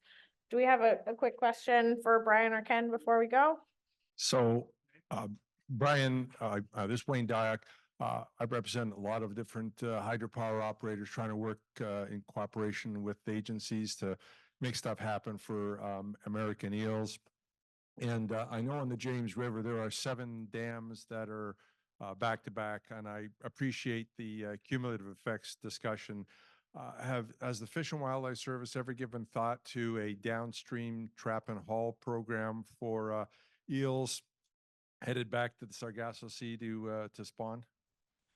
I'll actually punt that to Sheila because she has direct experience. It's been discussed, not that that's anything that's been implemented, but I think if the situation arose where it would be challenging to meet survival, a decent survival amount coming from the river, and that was a viable solution, I don't see why we wouldn't consider something like that. Eels are hardy critters. That's the upside. It's not like shad and river herring where you kind of look at them and they may die just looking at them. I mean, eels can handle quite a bit. So the trap and haul may be a viable option in some of these rivers where you have a lot of systems that are close together. Comment on that too. So on the St. Lawrence River, we do have a trap and transport program that's run by the provincial government. And it transports around 7,000 eels a year downstream of the 2 major power dams. And it there is success in that program, but it is kind of treated as a bit of a Band-Aid solution to the broader problem. And these fish it's hard to tell when an eel is ready to migrate. Like there's a lot of variation and we don't totally understand what those cues are. And so it's just catching fish based on the size, like a minimum size of 80 centimeters, and assuming they were going to be ready to migrate and then displacing that animal downstream to the dam. So there's questions in that type of method for sure, but yeah, there has been success with it. So hello, everybody. Welcome to the second half today. So my main goal is to just bridge you from the morning or from the first half to the second half. And that is a space that Lee happily occupies, the in-between, the nexus point. At Leahy, we think hydropower is important. That's our baseline. And we also very much believe that eel and all other nature is important.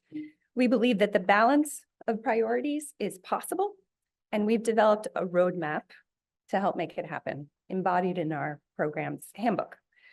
We created a science-based criteria that attempts to optimize environmental outcomes at hydropower facilities. Because we begin with the belief that hydro is an essential tool to addressing the climate crisis, we focus our goals on a program that is as strict as possible, but also achievable. Our program involves public participation, technical expertise, and a sincere interest in multiple viewpoints. We operate at the intersection of community, conservation, and the hydropower industry. And that makes me speaking to you at this intersection of this morning's discussion about the importance of eel, and this afternoon's focus on hydro, as I said before, very comfortable place for us. So you heard this morning about how eel are important. Next, you'll hear about how hydro is addressing its approach to eels. In our work, we find that the existence and presence of eel at a project could impact how a project is sited, operated, monitored, but also perceived. From migration patterns to relevant regulatory requirements, aquatic ecosystem health, and stakeholder engagement, eels are essential to the operations of hydropower facilities. Hydropower sits at the intersection of three crises: the climate crisis, the water crisis, and the biodiversity crisis. Hydro can help each of these crises, but it can also impact it and make any of them worse. So I hope that you all see that this is a very powerful position to be in and that you all have the opportunity to make a very big difference. At the projects we've certified, we see innovative approaches in every area. For eel, we see implementation of classic solutions like ramps, fish pipes, lifts, nature-like fishways, and fish-safe turbines. And we also see the old standbys, turbine shutdowns, and flow management. I hope that this afternoon you get inspired by what is available to you. And I hope that you start to think about the improvements, not as expenses, but as real opportunities to make a difference in any of those three crises. So with that, I will turn it over to Drew. Shannon, how is Leahy or has Leahy in its certification seen an uptick in interest in eels for your certification processes? Big lot of people, given the facing of many relicensings coming up, interested in being discussed a little bit more. But it's fair to say that we see the same rate, but we see a little more creativity, a little more willingness to do things earlier. Other questions for Shannon? General question for anybody on the panel here. We're talking a lot about the passage of eels downstream. And of course, getting them back upstream. I know we can do it manually, moving them, but is there other ways? I mean, I know there are fish ladders. Do eels use fish ladders? What are solutions for that? How's that? Okay, thank you. I'm Alex Harrow. I'm with the U.S. Geological Survey, and Brian was pointing at me, so I guess I get to answer the question. I've been working with eels for about 40 years, and both upstream and downstream passage. So I'm just getting started, but there are some standards for providing upstream passage for eels. Environment UK has had a manual for a number of years. It's being updated now on just how to do that. Fish and Wildlife Service will have guidelines on how to transport them upstream, some very detailed design guidelines. But there are many, many ways to do it. We won't go into those details now unless we've got additional technical difficulties. I will speak to it very briefly in my talk. So, yeah. Other questions? All right, we're ready. Thanks, everyone. All right, thanks again. So the next couple slides here I wanted to talk about is kind of regulatory expectations. So if you're a hydro owner and you're coming up and relicensing for one of your projects, what kind of studied requests might you expect from the resource agencies? And Brian kind of alluded to some of this earlier, but what we did here was kind of took a look back at some projects that have been relicensed or at least initiated relicensing over the last 15 years or so, and binned study requests down into 4 basic types: biotelemetry, your direct survival recapture studies, some desktop probability type work, and then an engineering-based downstream alternatives analysis. And so took a closer look at kind of patterns in resource agency requests along these 4 study types, looking across the different agencies, looking through time, and then kind of looking geographically. And then the second piece took a quick look at is, once all these study requests get put into the study plans that go along with the relicensing process. Where is FERC kind of landing on, in terms of their recommendations and their study plan determinations? So real quickly, we kind of touched on these already. The four study types. Type 1 is biotelemetry. As I touched on before, there's a bunch of different ways you can do this: pit tag, radio, acoustic. There's a lot of different questions that you can ask and answer with this type of data. Route of passage, seasonal and die-yield timings and outmigration. And then we had the question on passage survival, and I included this on the slide here as follow-up to what Brian presented earlier on the drift piece. This 2017 publication was kind of the peer-reviewed article that got people thinking about drift, and it started to incorporate into these study plan recommendations. The second request type are your direct inject balloon tag studies. Again, these are route specific, determining initial latent survival rates, injury rates. And related to this, similar to the 2017 paper on drift, there was a 2020 publication from Euler et al., which evaluated the use of X-rays for evaluating fish following turbine passage. Eel were just one of many species that they looked at. And I included that on this slide here too. It also kind of shows up in that general trend timeline that we'll talk about in a couple slides. So the third type of study requests that you'll generally see are what I call these desktop-based passage probability analyses. And these are really your traditional desktop analysis, generally developed for a target species or a group of target species, kind of looking at seasonal entrainment patterns, estimated mortality rates, and they're relying on a number of things. Existing entrainment databases, probably the most well-known is the 1997 EPRI database, which summarizes a whole bunch of tail race netting studies that were done in the early 90s around the eastern US. Obviously, there's other sources. Brian had a whole list of eel-related citations. There's also site-specific information that may be collected at a particular site. All that would go into one of these desktop-based evaluations, as well as a lot of site and species-specific considerations. So when you're looking at the site, things like approach velocity, rack spacing, what's the seasonal pattern in inflow and generation at the project. And then specific to the species, what are you looking at for a body size in the fish of interest? Swim capabilities, and then also kind of looking at, life history characteristics. So eel are a obligatory migrant. So if they want to complete their life cycle, they've got to move to do it, versus like a more resident fish species, which may not have the necessity to move upstream or downstream of a dam. So one of the things we've seen is U.S. Fish and Wildlife Service has really kind of taken this approach and simplified it with their turbine blade strike analysis tool that Brian mentioned earlier. So this kind of allows the user to take proportional route usage at a project. You can input survival rates for your non-turbine passage routes. And then the model takes your turbine characteristics for the site, uses the traditional blade strike formulas developed by Frankie et al. To generate losses due to the turbines. And then you enter in a fish body size. And what you get after you kind of run a simulated population of fish through your modeled project is you get an estimate of survival. And Brian talked about those for eels at his dam number 2 on his slide sets earlier.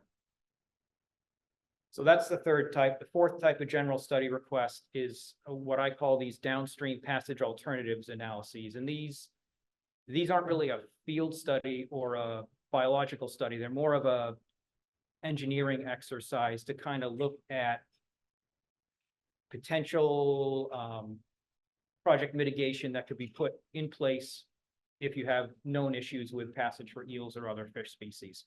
And so there's a lot that goes into these. Obviously, you're pulling together existing project structure information. You need to know a lot about the hydrology and the hydraulics at the site, flow duration curves for your migratory period, headwater, tailwater information. All this really gets built into a model. And Brian had some pretty cool imagery of some of the CFD with the velocity vectors. And this is kind of the product that you then have to work with, and you can use these to kind of evaluate what your baseline project looks like. And then you can add in and take out different, modifications to the project and get an idea as to how that may change things either in the better or not as good for various fish species. And then another piece of this is, you know, generating, well, if we do this or we do that, what's the impact going to be to power production? And then also the associated capital and operating and maintenance costs. And there's a lot that goes in this beyond just the desktop piece. You know, obviously there's some involved field studies. You may need CFD modeling, which requires bathymetry and other velocity measurements in the field to do. So there's a fairly complex request. So what I wanted to do here was, with those 4 category types in mind, kind of take a look back, and what I did was I pulled out 20 FERC relicensings from the docket. These were all projects that Normando's had some role in related to eel passage, or a couple other ones that I had taken a look at just because I had followed them out of interest on the docket.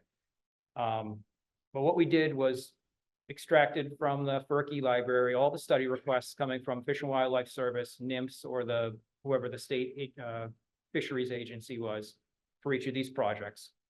Took their requests and kind of broke them down into the 4 study bins. And so to give you a little bit of just breakdown of the 20 projects that we looked at, these were located in 6 states, kind of within the New England and Mid-Atlantic regions, on 11 different rivers. Kind of initiation dates based on when they submitted their NOI or PAD ranged from 2009 to 2023, so roughly the last 15 years or so. Of those 20, 12 of them utilized the integrated licensing process, and 8 of them utilized the traditional licensing process. And when you look at relative positions of each of these dams within the watershed, they were anywhere from the first dam on the river up to the 8th dam on the river. And so I'll, next couple slides, just run through some of the generalizations we observed in study requests being asked. And obviously, at each of these sites, these are all unique. So some of the asks are being driven by site-specific concerns, or, you know, there may be fish passage agreements in place at some of these. So these are just kind of general trends. So the first plot here, what I wanted to kind of look at was, you know, who's asking for what.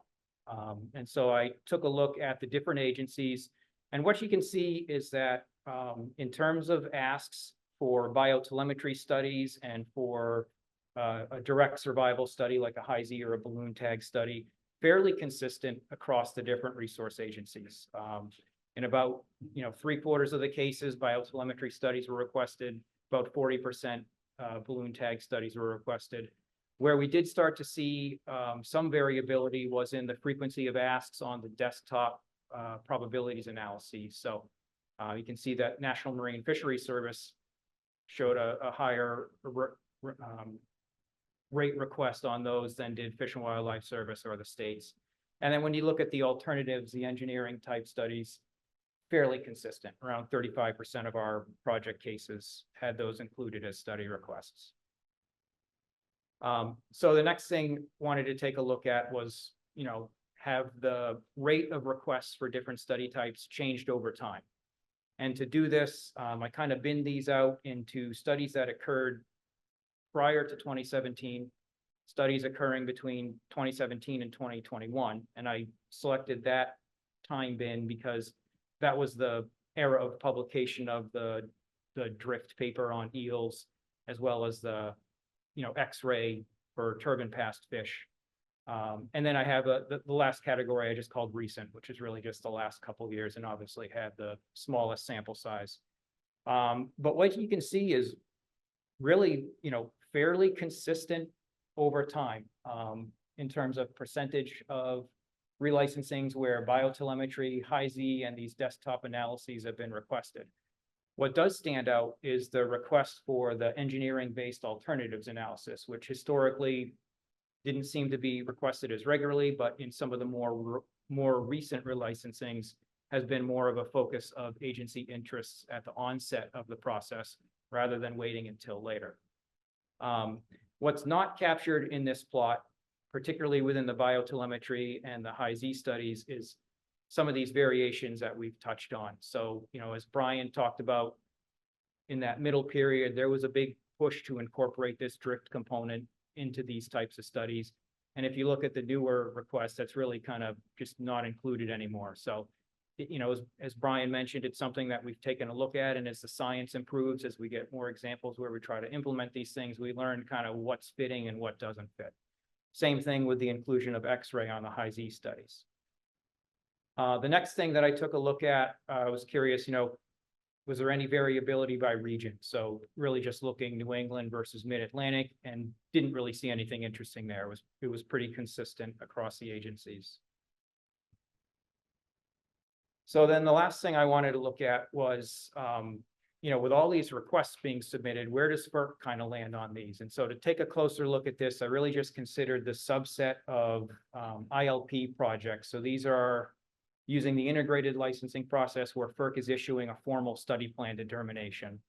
And what we found here is that the most frequently recommended study in those were those desktop probability-based analyses.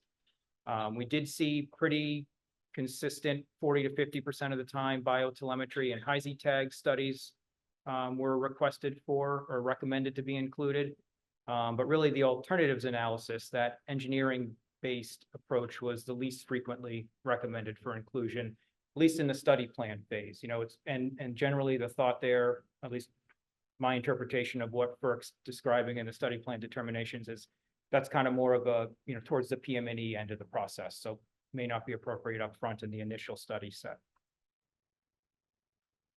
And I know I'm short on time here. The last thing I wanted to touch on, and actually Brian did a much nicer job explaining this, is kind of as a consultant, what I've been seeing, the general trend of where agency requests are going, and my description to a client or a licensee, in terms of what you might expect to see as your project comes up for relicensing, is really kind of what Brian touched on. So probably a biotelemetry component, because we need to understand how are eels approaching, how long is it taking them to move by the dam, and then how are they doing it proportionally among the various routes.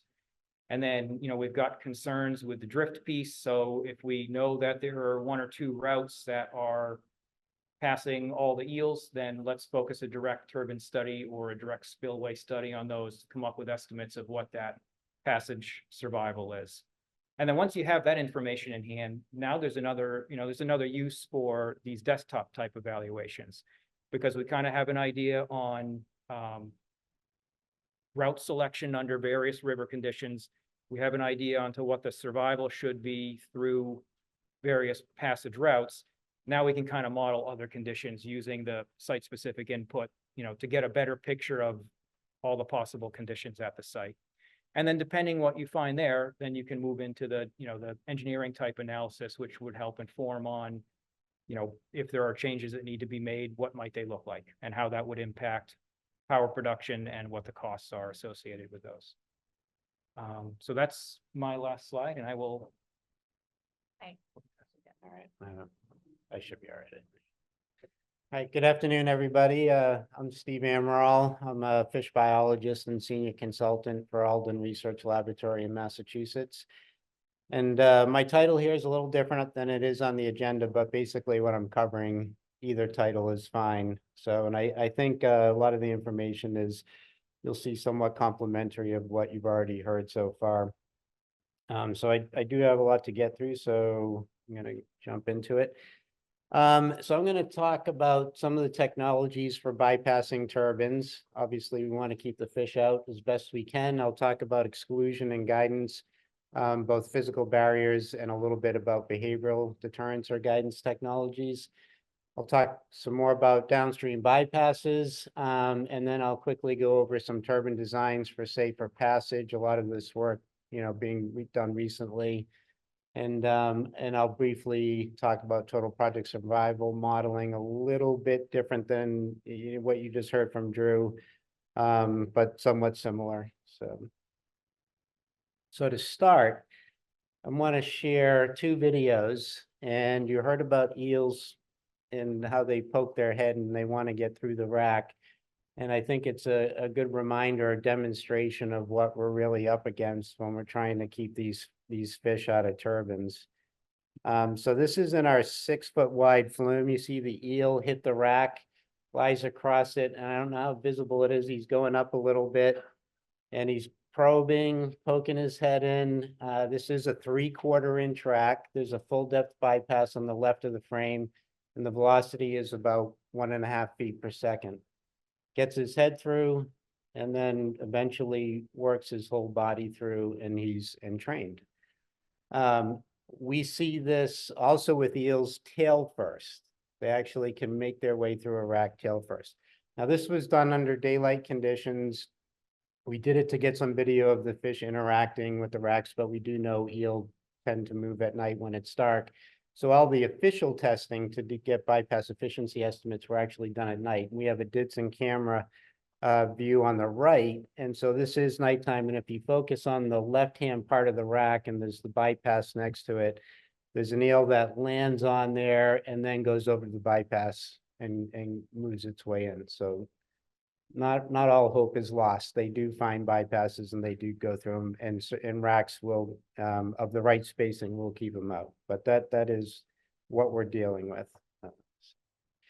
All right, so just briefly, Brian gave a good overview of the Fish and Wildlife Service design criteria for eels, the 3/4 inch rack spacing. This basically came out of the studies that were done in Europe with narrow spacings for both screens and bar racks. The 2 foot per second max approach velocity. And then it does say in the guidelines that the angle should be no greater than 45 degrees. So if you have an angled rack, it should be 45 degrees or less. And the picture you see on the right is actually the louver array in the Holyoke Canal. And so that's a little different than a rack. This one does have 2-inch spacing. And it's depending on the flow in the canal, it may be as effective as 80% guidance to the bypass at the downstream end. And you heard a little bit about the incline racks and screens. Again, generally this came out of Europe and a lot of the testing they've done over there, both in the lab and in the field. And here you see a picture of an inclined rack. Their guidelines generally are 10 to 20 millimeter clear spacing. So that's 0.4 to 0.8 inches. They use a max velocity criteria of about 1.5 feet per second. And then they, for at least incline racks, 35 degrees or less for the incline. So now I'm going to talk about a study that we did in our lab, which you just saw the videos from. And we did this about 10 or 11 years ago. And it was at first, a lot of projects had already put in 1-inch space racks for herring and shad and salmon. And so there was a lot of interest in, what's the difference between 3/4 inch versus 1 inch and how many people are going to have to switch over to that 3/4 inch. And at the time, I think the Fish and Wildlife Service were using the approach velocity criteria from Europe, which was about 1.5 feet per second. So we did tests with the 3/4 inch and 1-inch spacings, and then at 1.5 and 2 feet per second. And you can see our test facility on the bottom with flow moving from right to left. And then you see that in the lower picture on the right, dewatered with the rack and the bypass on the left.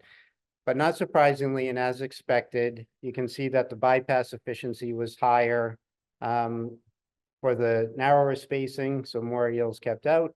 And it was a little bit moderately higher for the lower velocity with the narrow spacing, but it was pretty similar for the 1-inch rack. But one of the things, some of the interesting things we learned from this is, first of all, we did measure body width at the most least compressible part, which is the head. But even that is fairly compressible.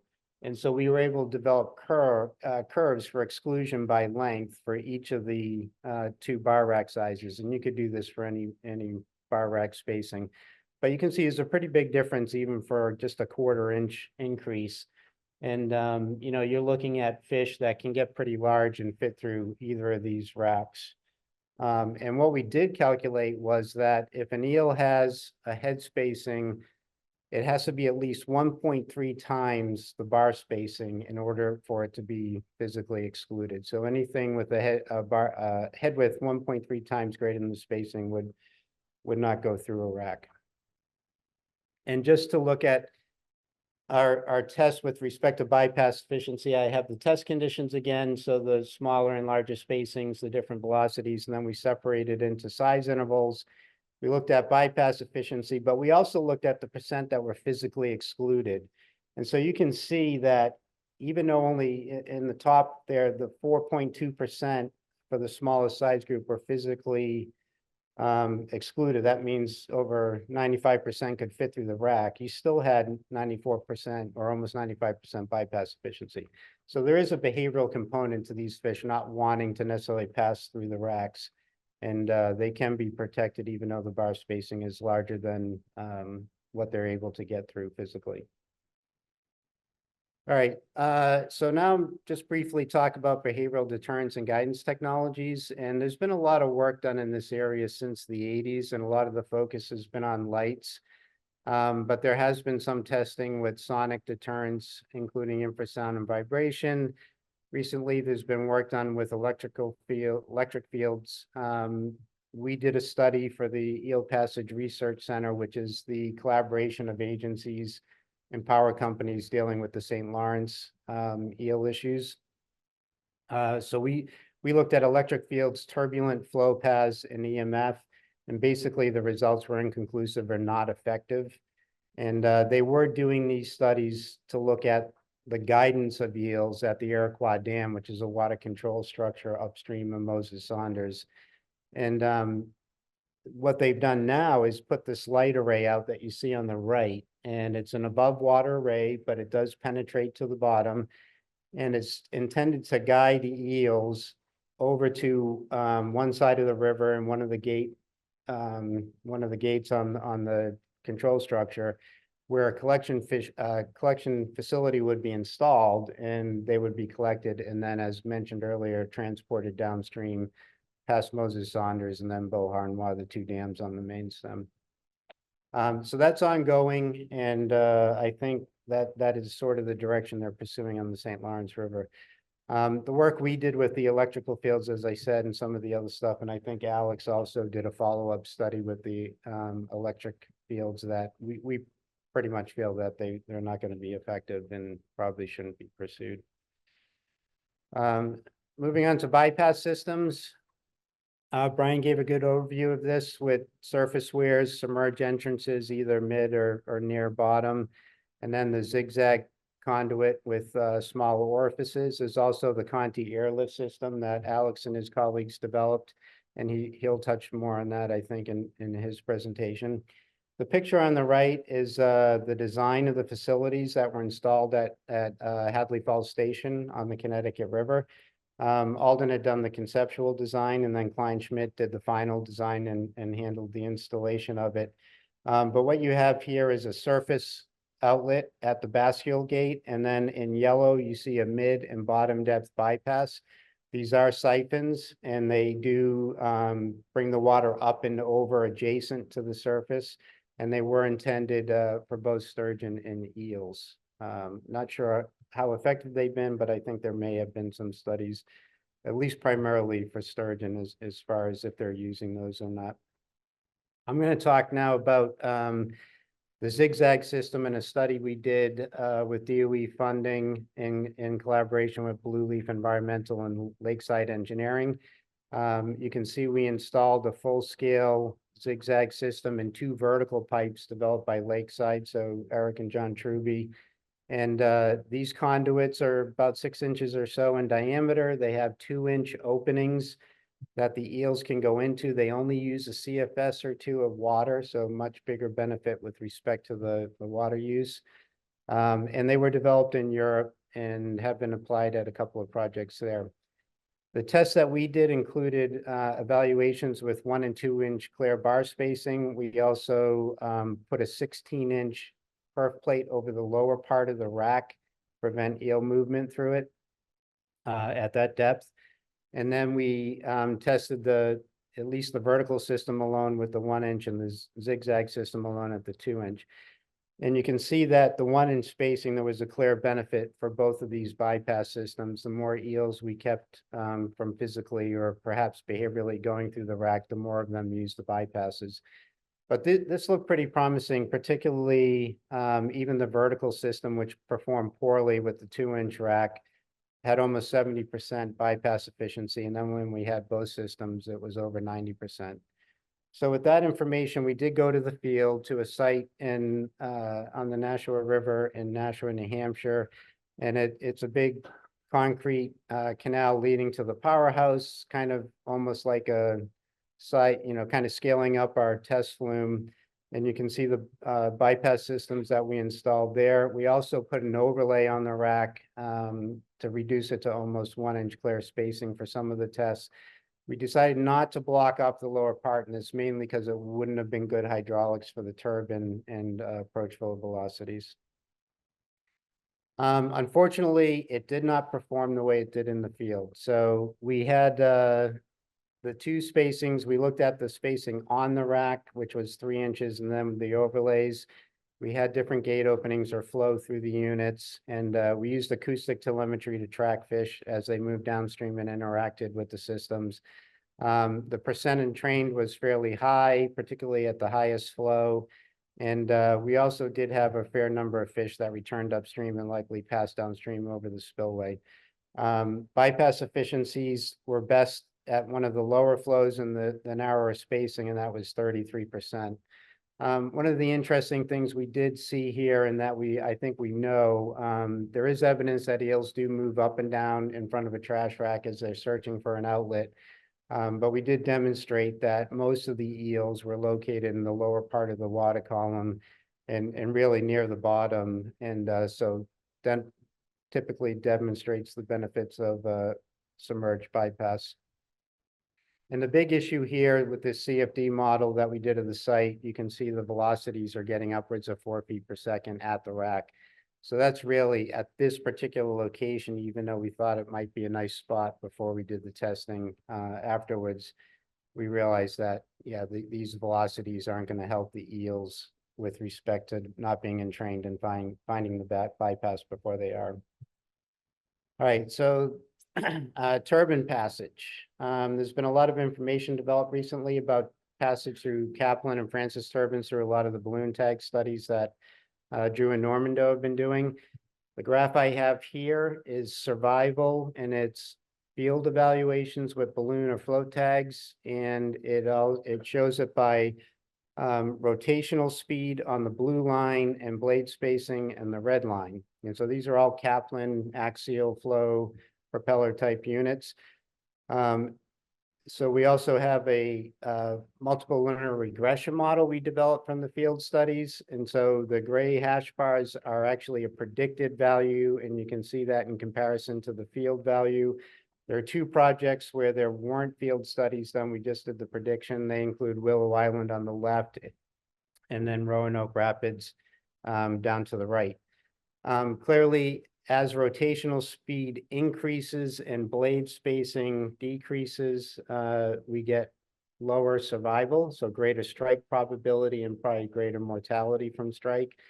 I put a line here across the 90% survival. So basically you can see where once rotational speeds are below about 90 RPM and blade spacings around 3.5 meters or less, or more, you have good survival, and then it starts to decline.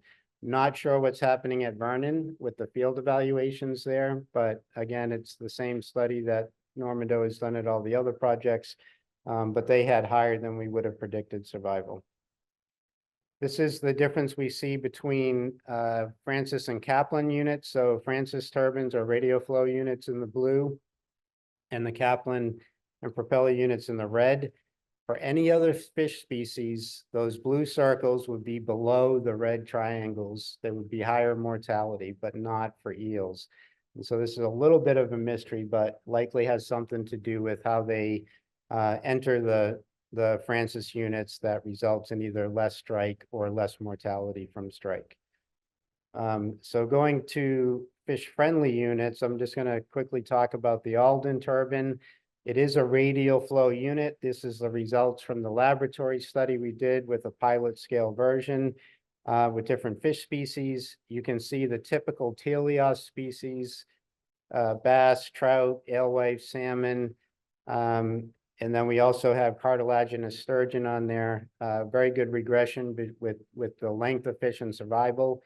Eel are kind of off the chart when you compare it based on their length. So again, there's something different about them that makes them a little less susceptible to strike, at least for the radial flow units. And just to compare the Alden turbine on the right With a Francis unit, we only have 3 blades, so much greater blade spacings for the fish to go through without getting hit. And it typically would be a lower rotational speed. I'm going to mention some low head turbine designs here. I won't say anything about Nattel's RHT because I assume Sterling and Abe will talk about that in their presentation. But these are some that you may be familiar with: Archimedes screw, the VLH, there's a Nyhouse turbine out of Europe, and then the vaneless turbine, which was developed in Canada. But these 3 have all been evaluated with eels and had very high survival rates, so they could be good alternatives for low head developments. And then finally, total project survival modeling. The approach we like to do is based on river probabilities, and then assuming passage route is proportional to flow unless there is some kind of fish protection technology installed. But we calculate the flow occurrence probabilities during the migration season, determine flow allocations by river discharge, the spillways, gates, turbines, any fish bypasses. We estimate entrainment rates based on bar rack spacing and approach velocities, a lot from the data that I presented earlier. Again, assume that the proportion of eels going to the spillway or towards the powerhouse is proportional to flow. Spillway gate and bypass survival rates, we typically rely on the literature. There have been a handful of studies that have looked at spillway survival of eels and other species, and we typically maybe are looking at 98 to 100%, sometimes lower. And then we can by flow interval and their probabilities, we can multiply route specific survival rates and then sum those across the probabilities for the season and have a total passage survival for the season based on flow probability. And this is just an example where we did that and looked at the differences between 3/4 inch and 1 inch spacing. So you can see there's no generation in that gray part, but then as they turned the units on, survival dropped and then it increased as we got into spill. All right, last slide. Takeaways. Bar spacings on racks and screens should be selected based on the level exclusion required to meet total project survival goals. However, I don't think you're going to get away with over 1 inch, and I think the 3/4 inch is likely, except probably preferable in many instances. Max approach velocities should be about 2 feet per second or less. It's possible you could creep over that depending on the project and still have good exclusion. There is considerable evidence that light does affect eel behavior and may be able to be used to repel or guide. However, it will be very project specific. For each turbine type, survival increases with decreasing rotational speed and blade spacing, and we have found that eel length has a lesser effect, and that may be because they could change depending on the type of unit, their effective length that is exposed to strike. Eel survival, for some reason, is higher for Francis turbines than propeller type units. It may have to do with how they interact with the blade with respect to deflection or less damaging impact. And fish safe turbine designs are available for a wide range of project heads and flow rates. And then finally, I think desktop modeling can be a good tool to look at existing conditions and then help with your assessment of alternative technologies and what kind of effect they'll have on survival. And then lastly, I'm going to put a plug in for a workshop we're having next week with P&L. They're doing an update of the EPRI fish entrainment and survival database, and I will be taking a deeper dive into the Silverio turbine survival and some total passage survival case studies. And hopefully I'm not too far over. Thank you. I just want to note, we're running about 20 minutes behind. We'll probably make up that time in some of our discussion time that was planned for the end, but if you can plan to stay a few minutes over, that would be wonderful. So we can make sure we get through all the presentations with enough time for everyone who's presenting. Thanks. All right. Hi, everyone. This has been super interesting so far.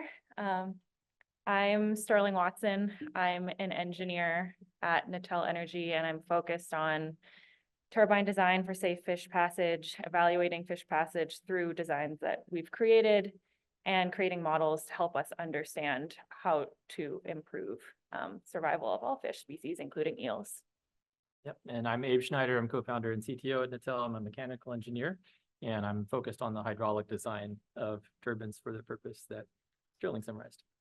Yeah, so our presentation is going to be about the specific and important role that turbine design plays in determining eel survival outcomes, as well as how to use this to our advantage to solve some of these problems that we've seen described today.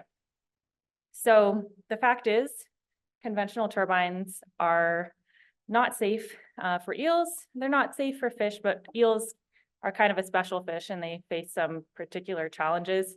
There are a couple of main injury types that we see.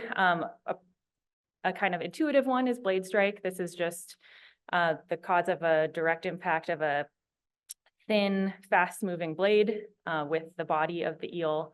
And then another one, which is more specific to Kaplan-style turbines in particular, is the possibility of eels sliding along the leading edge out towards the maximum radius and getting trapped in the converging pinch point, which can result in those really distinct severing injuries that are present in some of those eels that are seen downstream of hydropower plants. So as we've heard, eels are particularly difficult to exclude from turbines and to redirect. And so there are a few reasons for this. Migrating eels are basically instinctually trying to conserve energy when they're moving downstream. And so they're going to follow the fast flows. And at hydropower projects, those flows typically are going to be passing through the turbines. Really fine screens are required to keep even relatively large eels out. And if those screens are not designed properly, if they don't have the correct angle, the correct through velocities, they can cause injury to the eels just through impingement. And as you get to larger and larger projects, the ability or the number of examples of successful eel exclusion through screening become more sparse. When you get above 50 cubic meters per second, especially 100 cubic meters per second, there are some substantial technical and economic challenges for using a physical exclusion technique. And so for that reason, at larger projects, some of the behavioral guidance approaches have been explored that Steve talked about, like light, sound, bubble, electric field arrays, but we haven't really seen good examples of these behavior alone guidance exclusion approaches in the field. So for that reason, it's really important to acknowledge that turbine design plays a significant role in the type of injury and mortality outcomes that eels are facing at hydropower projects. And what we're looking at here is a representation of the US hydropower fleet. You can see, so the bubbles are, the size represents the power of each project, and the color represents the presence, either current or historical, of eels at these projects. So one thing you can notice is that projects where eels are present tend to be concentrated at lower head sites. A lot of these projects are also big. So just looking at the distribution of flow across these projects that have more than 50 cubic meters per second of flow are responsible for 21 times as much flow within eel territory compared to projects that have less than 50 CMS. So a lot of eels are passing through projects that will be very difficult to screen. And finally, the average age of this fleet is 65 years old.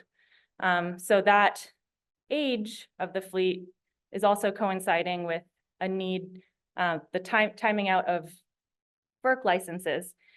So this presents a really interesting scenario and very timely opportunity where both equipment is needing to get replaced for maintenance reasons, but also we have the opportunity to enforce environmental improvements through the FERC relicensing. So like I said in the last slide, a large fraction of these projects that have eel present are low head. We did a little bit of analysis of the US fleet to try to understand the characteristics of these low head turbines.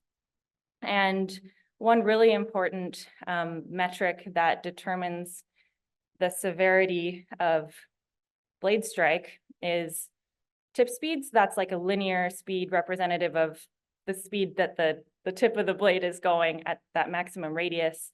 It's not exactly the same thing as strike speed, but it's related. And what we see is that most low head turbines in the US have tip speeds between 20 and 35 meters per second. So that's a high speed. If you have a conventional thin straight blade moving at those speeds, it's going to cause a lot of damage to eels. But these turbines, in a lot of cases, the operating speed is very hard to change. If you're trying to change a speed, you have to change the generator, you have to change the size of the turbine, and that can be a really insurmountable challenge at a lot of projects. So we've been very focused on trying to understand how can we improve strike speed or strike survival outcomes even at high strike speeds. And there are a couple of fundamental kind of physics reasons that you can actually see higher survival outcomes through blade design. And this work that we've done is building upon decades of research into this topic. But one thing that's very important is the size of the fish, the length of the fish relative to the thickness of the blade. So as the blades get thicker, the survivable speed increases. And also as you, another tool that we have as turbine designers is to create a progressively steeper slant out towards the tip of the blade. So as the linear speeds get higher, the fish are going to be contacting the blade at a steeper slant, and that basically results in a more glancing contact and a less severe strike. So this is representative of the type of blade shapes that we've found to be really helpful in our turbine design work. And I'll just give one example of a study that we've done. We've done fish passage studies with a variety of species, a lot of work on eel. But one of our most comprehensive studies was one that we conducted in 2021 in collaboration with PNNL. We performed this work at our, so we're located in Alameda, California, Bay Area. We imported eels from Maine and we passed them through our test facility. This is a, I don't know if I have a pointer. Anyway, the very small image in the middle is a bird's eye view of our test facility, and it allows us to, in a very controlled way, pass fish through the turbine at any operating condition and directly observe the fish's passage. I think I might have paused this. I don't know if I, sorry. There we go.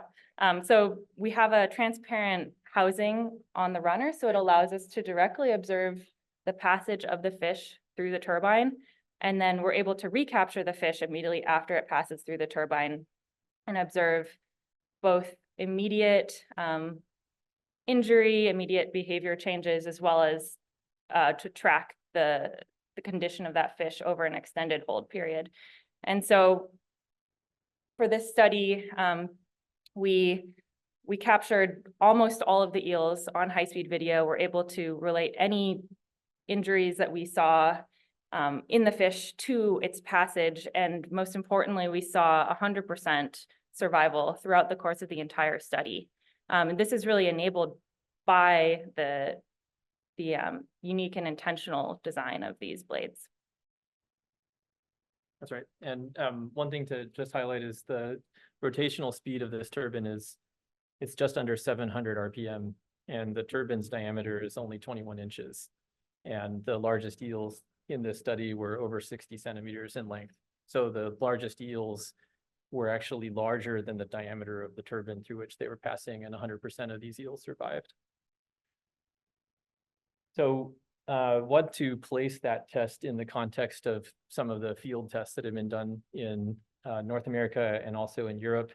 This slide shows on the x-axis the blade tip speed. So this is the parameter that Sterling has been describing. And on the y-axis is the single passage eel survival rate from 60% to 100%. And as you can see, there's sort of a general down and to the right declining survival rate for most turbines as you increase the tip speed, with Kaplan turbines having tip speeds between 25 and 35 meters per second and typical survival rates around 70% plus or minus. The study that we performed in 2021 achieved 100% survival at just under 20 meters per second, which is really encouraging because it's putting points on the board in that 20 to 35 meter per second range that we know matters most for the US and European hydro fleets. But it also is right at the minimum end of that range. And so we really need to see success demonstrating extremely high turbine survival at much higher speeds. And that's one of the most exciting things that we are happy to share is work that we did late last year, in which we constructed a new runner on the same test stand capable of supporting eel passage tests at just under 30 meter per second tip speeds. And with that test, the turbine's rotational speed is almost 1,000 RPM. And in that study, we were able to see over 99% survival of American eel pass through that turbine. So this is the second point on the right up there. And this is an extremely exciting data point to help underpin the design of real practical high-speed conventional high-performance turbine runners that could allow the existing fleet's turbines to be upgraded with eel-safe runners without requiring a change to the generator or any other parameter of how they normally operate. So the next two slides, I want to walk through a couple of case studies. These are projects that are happening right now with larger turbines. Most of our work to date has involved fairly small turbines. There's three turbines working in the field with designs like that follow this design principle. 2 in the United States, 1 in Maine, 1 in Oregon, and 1 in Austria. All of those units are under 2 meters in diameter, and none of those are above a megawatt. But what we're rapidly seeing is that there's a very strong interest in scaling up this technology, this design method to practical utility scale turbines.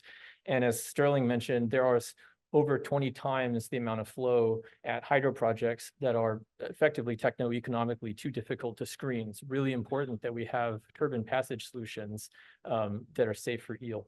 So this project is wire wind. It's we have permission to talk about this project from the project owner. It's a very exciting project for a couple of different reasons. It's on the Kennebunk River in Connecticut.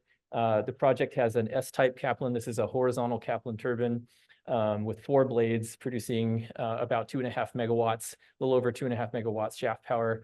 And at just over 5 meters of head, this turbine is passing over 60 cubic meters per second of water. This is over 2,000 cubic feet per second, just for 2.5 megawatts.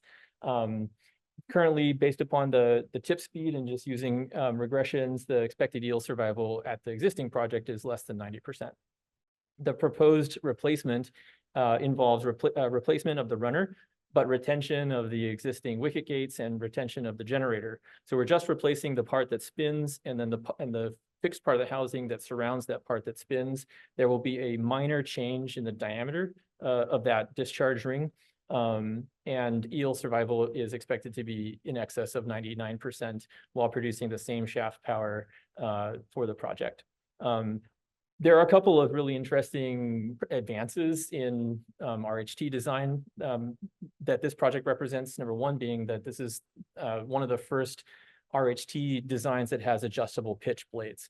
So all of our work in the past has been on fixed pitch designs, and this is one of the first larger turbines that will have an adjustable pitch capacity, and this should deliver potentially over 90% hydraulic efficiency down to load rates as low as 40% of the design flow rating. So delivering a high efficiency across a wide range of operation while also delivering safe fish passage without requiring any other operational change and no exclusion. The last example I'd like to share is one that I cannot share the name of, but this is a much larger project. As you can see from the scale of the human that's drawn here, this is a project that'll produce over 25 megawatts of shaft power from one runner at 75 feet of head. And it will take the eel survival rate through the turbine from something like 70% with the current turbines. And this turbine is expected to pass over 98% of down migrating adult eels under all of the operating conditions of the turbine. And this is a turbine whose flow rate is over 135 cubic meters per second, over 4,500 cubic feet per second.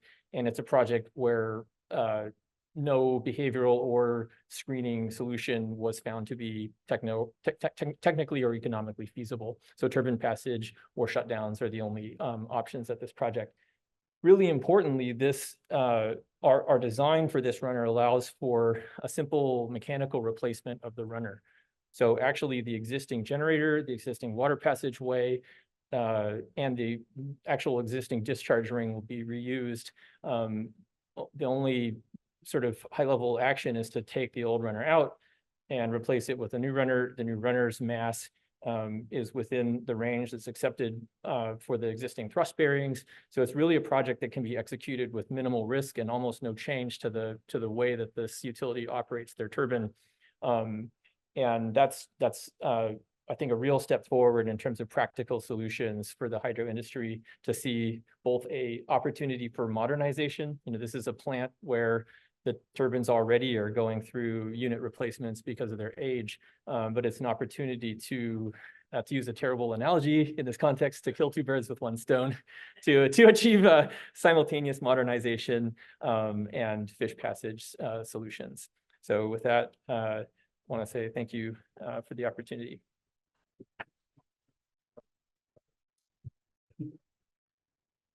Okay, great. Now we'll hear from Alex Harrow before we do a Q&A session.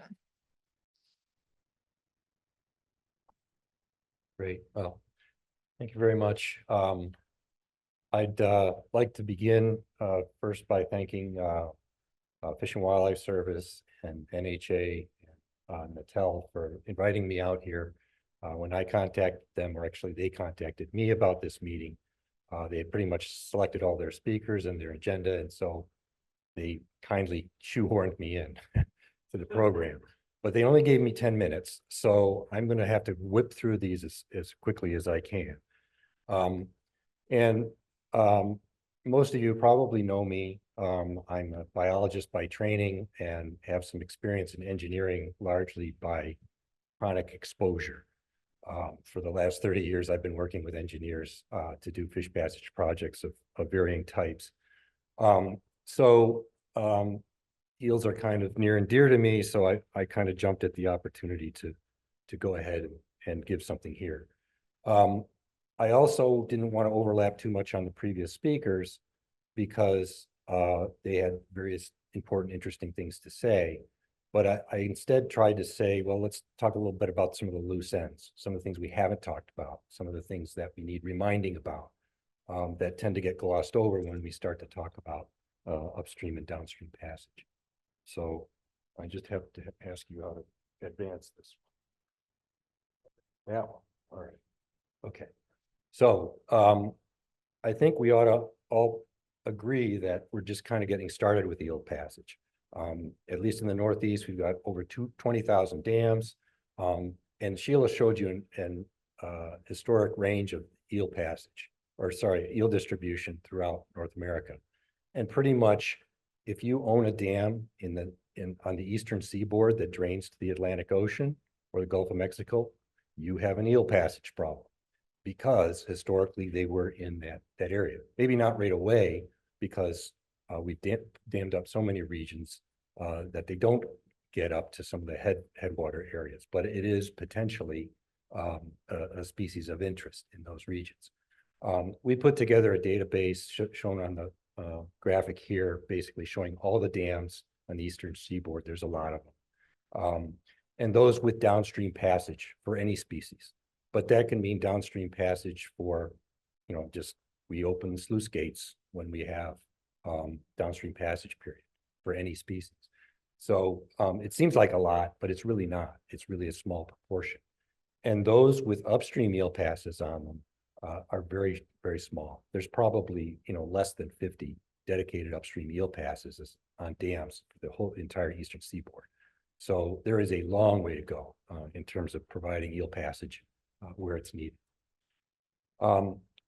We also, when we provide upstream eel passage, we put in an eel pass, and if we're lucky, we pass a lot of eels, 1,000 eels, 10,000 eels. And immediately everybody says, success, we've done it. We're passing eels like crazy up over this dam. But there have been very few, if any, studies really that have evaluated this. What proportion are we passing that come up to the base of a dam? Is it 90%? Is it 50%? Is it 10%? And all of those answers are potentially good answers because we've never done the evaluation. It's very difficult to do mark recapture studies with fish this small. So that's difficult. We know that some of the climbing ramps and other things that we use to pass eels upstream can be size selective. So we may not be passing all the eels that come to the base of a dam, maybe selecting against smaller ones or bigger ones. Have to do that kind of a study to ascertain that. And I think we all understand what happens when we provide upstream passage without providing downstream passage. Those eels get upstream, they feed and grow, they mature, they come back downstream, and what do they encounter? Turbans. So they go hand in hand. If you're providing upstream passage, you have to think about at least providing downstream passage at some point in the future. So how far in the future? Well, it depends. We did some simulations of populations below Holyoke Dam on the Connecticut River, above Holyoke Dam. And we have a good 20-year data set of the number of recruits or eels passed upstream of the dam. And from some estimates of annual survival over time and the rate at which eels mature to the silver phase at various age groups, we can predict how many eels will actually be coming downstream at a given point in time. So right now, in 2022, we're passing 10 to 20,000 eels upstream at Holyoke every year. We predict about 6,200 silver eels coming downstream every year now in 2024, since we've had that going for about 20 years. That's not an insignificant number, 6,000 eels a year, okay? The downstream passage and mortality has been mentioned by Steve before, has been improved at Holyoke, but it still needs to be implemented for the rest of the river system. So think of it this way. Of the fish that you're passing upstream every year, plan on at some point in the future, 10% of those are going to be coming down as silver eels, okay? So big projects with lots and tens, hundreds of thousands of eels passed downstream, a lot are going to be coming back downstream. We talked about size of silver eels, this is some eels that I collected up in Maine a long time ago. The females are big, the males are really small, and the males can get through very small bar rack spacings, as Steve alluded to. And is 3/4 of an inch adequate? Maybe not. For these small coastal populations, which are mostly male, mostly small, a lot of them may be still getting through even 3/4 inch bar rack spacing. So there's some questions about that. So what can we expect going forward? I've seen over these years, there's sort of 3 major mitigation strategies, all of which we've talked about today. Positive barrier screens with an appropriate bypass system. Yeah, you can keep them out of your turbines, but you've got to give them somewhere else to go. Effective and practical barriers, behavioral barriers can work in some cases. Steve said a lot of them don't work, and they don't. Lights were selected for the St. Lawrence. Part of the reason why they're still looking at them is the water's very clear all the time. Now, in the fall, it rains, eels migrate downstream, river comes up, what happens? It gets turbid, all right? And now the efficacy of your lights is going to be that much less. It won't penetrate through the water, all right? So there's real challenges to having a light guidance system in a very turbid system. It's probably not going to work. The fish-friendly turbine, Abe has just talked to you about. I'll come back to that in just a second. One thing that seems to be evolving in terms of these positive barrier screens is state-of-the-art intake and bypass designs. And the one example that I want to provide is one that was just built or actually rehabbed on the Farmington River at Upper Collinsville.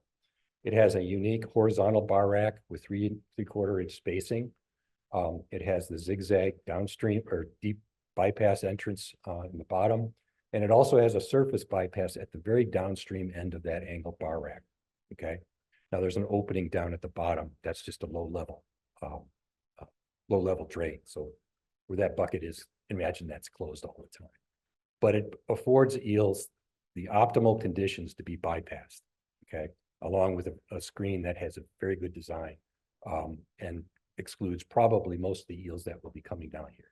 Now, the evaluation has yet to be done on this system. So I would say wait for that evaluation to be done next year. If it's really good, and if you have an opportunity, go see this system because it's pretty much state of the art and what a lot of smaller hydros should be aiming for if they can afford this kind of a solution. Steve mentioned the airlift. It's kind of a unique system. It basically introduces air at the bottom of a tube that generates flow in that tube. The eels sense that and they go right up that tube. And then you can direct that flow to wherever you want it to go. It can be bypassed over into a siphon.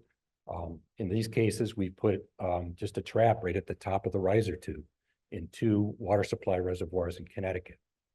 Mostly as demonstrations, but they like these things. They're collecting fair numbers of eels every year. And the nice thing about this system, especially for the water supply reservoirs, is they don't use any water. All the eels get collected in the trap. They're checked every day. The eels are removed, carried downstream, and released. So it can be scaled up. There's some work that's being done in England now by a group at the University of Hull that is looking at these for other water abstraction types of applications, but there's absolutely no reason this couldn't be applied to small hydros somewhere. Again, it can be scaled up. The fish-friendly turbines, Abe, I think probably excited a lot of people today by saying we can retrofit them to existing hydros. I think that presents, at least in theory, some very great potential for this. But there's also some difficulties retrofitting them to existing projects.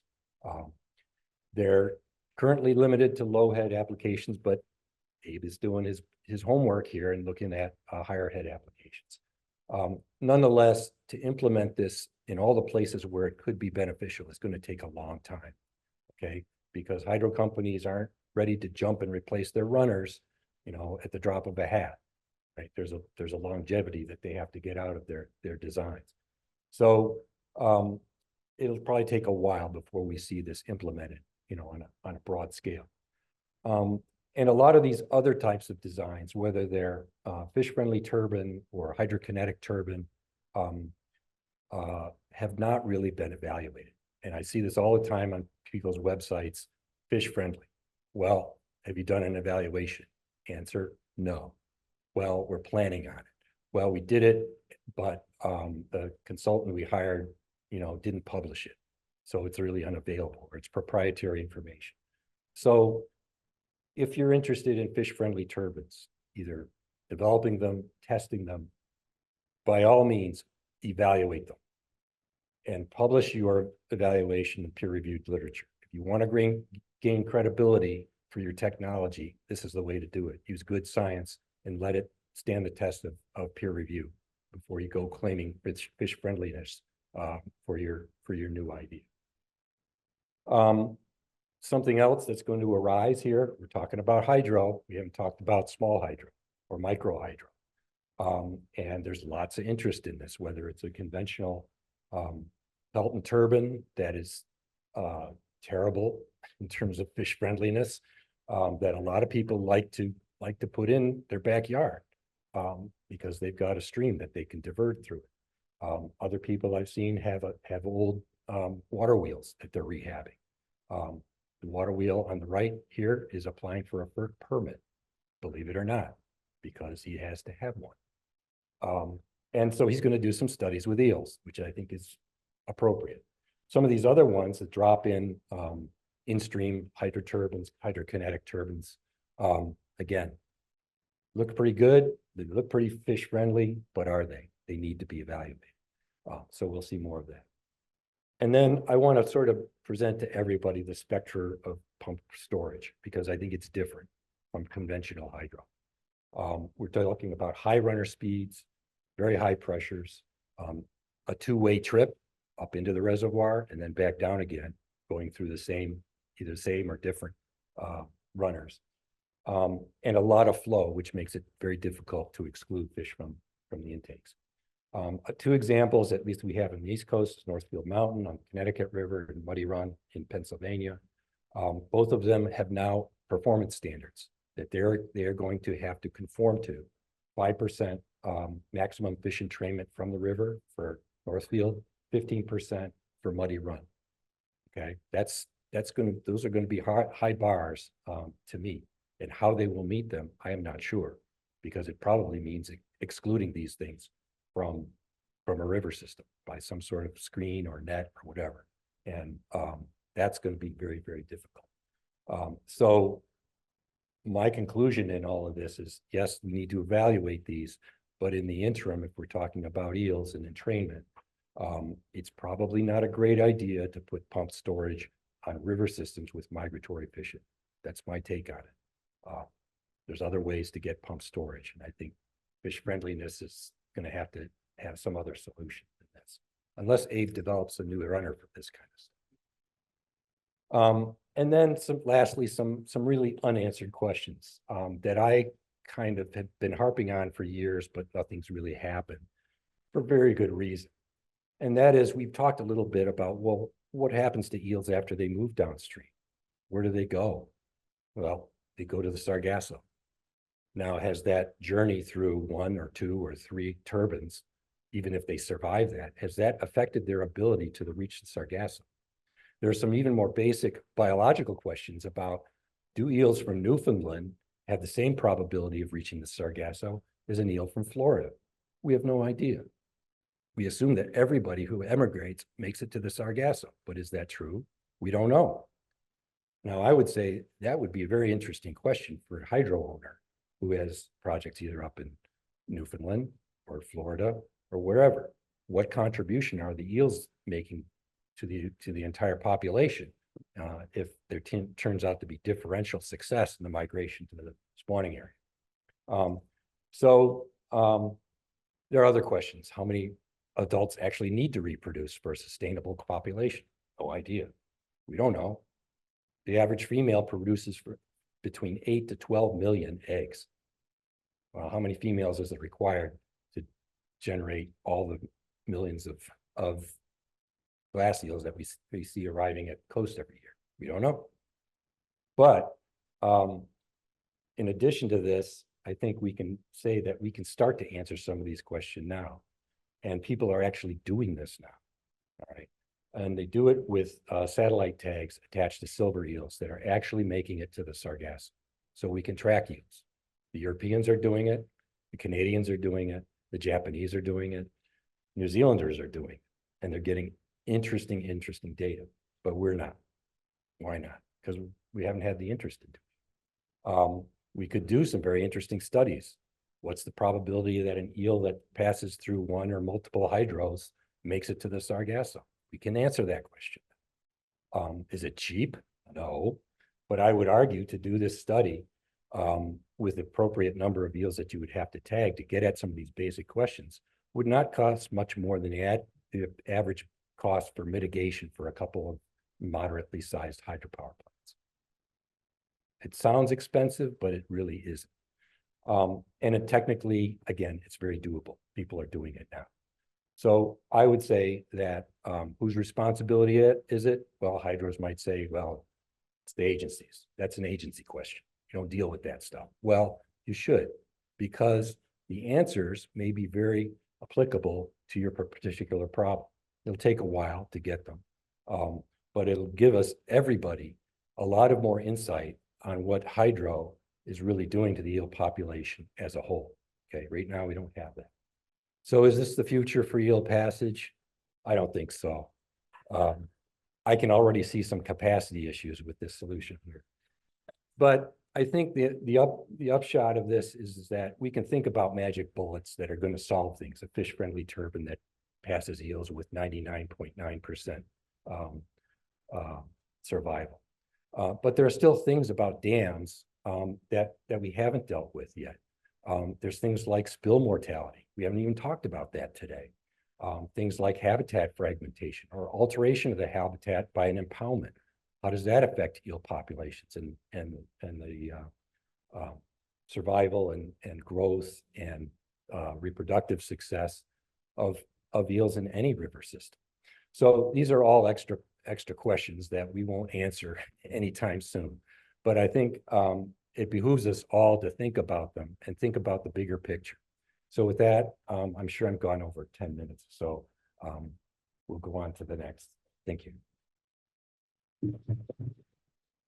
Okay, thank you, Alex. I think we're quite behind, so we have to kind of change things around a little bit. I think what we should do is have Dana go ahead and do her presentation, which is actually a great segue from Alex's last point, his sort of call to action for everyone in this room to look to opportunities to affect studies and start to learn more about implementing some of these solutions. So Dana is going to talk about how to get funding to do some of these things. Thank you. I'm Dana McCoskey. I'm with the U.S. Department of Energy Water Power Technologies Office in the Innovation Branch. I manage the environmental R&D portfolio for hydropower. One of the reasons I wanted to work at DOE is because we get to work with eel. So today I'm going to talk a little bit about funding that's available under the bill bipartisan infrastructure law for fish passage specifically. And I'll show you some resources there. And then I'm going to talk a little bit about DOE funding, what I know a lot about, which is the funding from the Water Power Technologies Office, so R&D funding. And a little bit about the Grid Deployment Office, which is the hydroelectric incentives program you may have heard of, is over there. And then a little bit of information to share about best practices when applying for funding. Okay, so kudos to the Fish and Wildlife Service for organizing all of the 13 agencies that received funding under the bill for fish passage, aquatic connectivity, dam removal, improvements to existing infrastructure. They have coordinated with everyone and built this fish passage portal that shows what programs are available for the over $2 billion in funds. Yes, it's the B, 2 billion. And it provides links to a lot of different agencies so you can learn more and figure out what's available. I have the link embedded in this presentation. If you can't find it, let me know. I'll take you there. Okay, so one of the really great things about this resource is there is an interactive map. So as funding is being distributed, it's being put on the map. And the different colors relate to different types of projects. A really great thing about this is that you can look in your watershed and figure out what's going on, who's involved, who cares, you know, what things matter to the people in your region. So I feel like just from this perspective, it's a really great resource. I myself, I live 1 block from DC, I work here. I started looking at the rivers by my house. I found things that I knew people were involved in and I asked them questions. I realized I saw a point, I thought, is this a dam removal? No, it's a feasibility study. So you can get a lot of information from this. And I think it can help us move towards better understanding for watershed planning. Okay. missed one. So of these different 18 programs, I just wanted to put a couple examples up here. They're all different. I'm going to talk a little bit more about what's available at DOE, but I thought that these 5 might have some connections here besides the incentives program. There's rehab money for high hazard dams, restoring fish passage through barrier removal, Water Smart, which has programming for community watershed plans, and some of the additional Army Corps water structure infrastructure funding. So I would say if you want to see all the different programs, you can go to this website, take a look. There's contact information for all of them. If you have questions, you should ask. And what I'm going to talk about now is just the difference between what's available from Water Power Technologies Office and the Grid Deployment Office, and just the difference there. So WPTO is part of the Science and Innovation branch of DOE, so we're R&D focused. We are funded by annual appropriations. We did have some bill money. We fund the labs, we fund small businesses, we form cooperative agreements with universities, industry, NGOs, et cetera, for traditional R&D. We host prize competitions to crowdsource innovation, and we do a lot of different partnering. One example would be, you want to try out something from a national lab that hasn't been commercialized yet. As a hydro owner operator, you could create a partnership with the lab. We could bring the technology there. We could do some sort of demonstration. This information would both help the labs understand how to better create a pathway for R&D, and it could give you some data specifically that you may need to make a decision about studies or technology for your site. We had some really great examples of working with a miniaturized acoustic telemetry tag for eel, where we partnered with industry, and we just wanted to kind of see how well it worked in these really high noise environments. And we were able to give data specifically to the owner operators on which side of the dams the eels preferred to aggregate, and if they were actually, after being moved across the barrier in one example, where they went. So it seemed like it was really beneficial to everyone. We can also have owner operators partner with tech developers to bring innovative technology to a dam to try it out. Steve gave an example of a project they did where they were able to deploy it after doing some lab work and validate the performance. And another thing that we're constantly doing is just asking industry to provide input on what the challenges are, and this helps us inform our R&D program.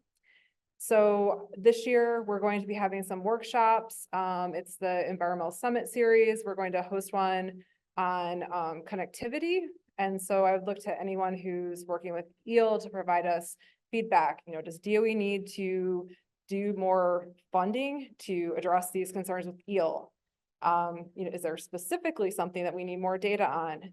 We can fund the validation studies of a lot of these technologies, and so that might be a really critical role that we can play. Now, looking over at the Grid Deployment Office, this is within the infrastructure branch of DOE. So DOE reorganized when we got the $62 billion from the bill. They took all of that money for hydro out of, it came through water power to set it up, and then it went to grid deployment to have a new program to write these checks. And so these are for improvements to existing infrastructure, and they are incentive payments. So you can get a check to support building a fishway or a variety of other improvements. Looking at the Water Power Technologies Office, the R&D funding we have, I went over some of the different types, but I just wanted to highlight that we've done foundational lab research on EEL, and we've done a lot of cooperative agreements or FOAs, funding opportunity announcements, which is technology, R&D, development focused on EEL. We have, maybe 4 projects now that are working with EEL, telemetry-based, detection, classification-based, and design-based for innovative fishways that might be applicable to EEL.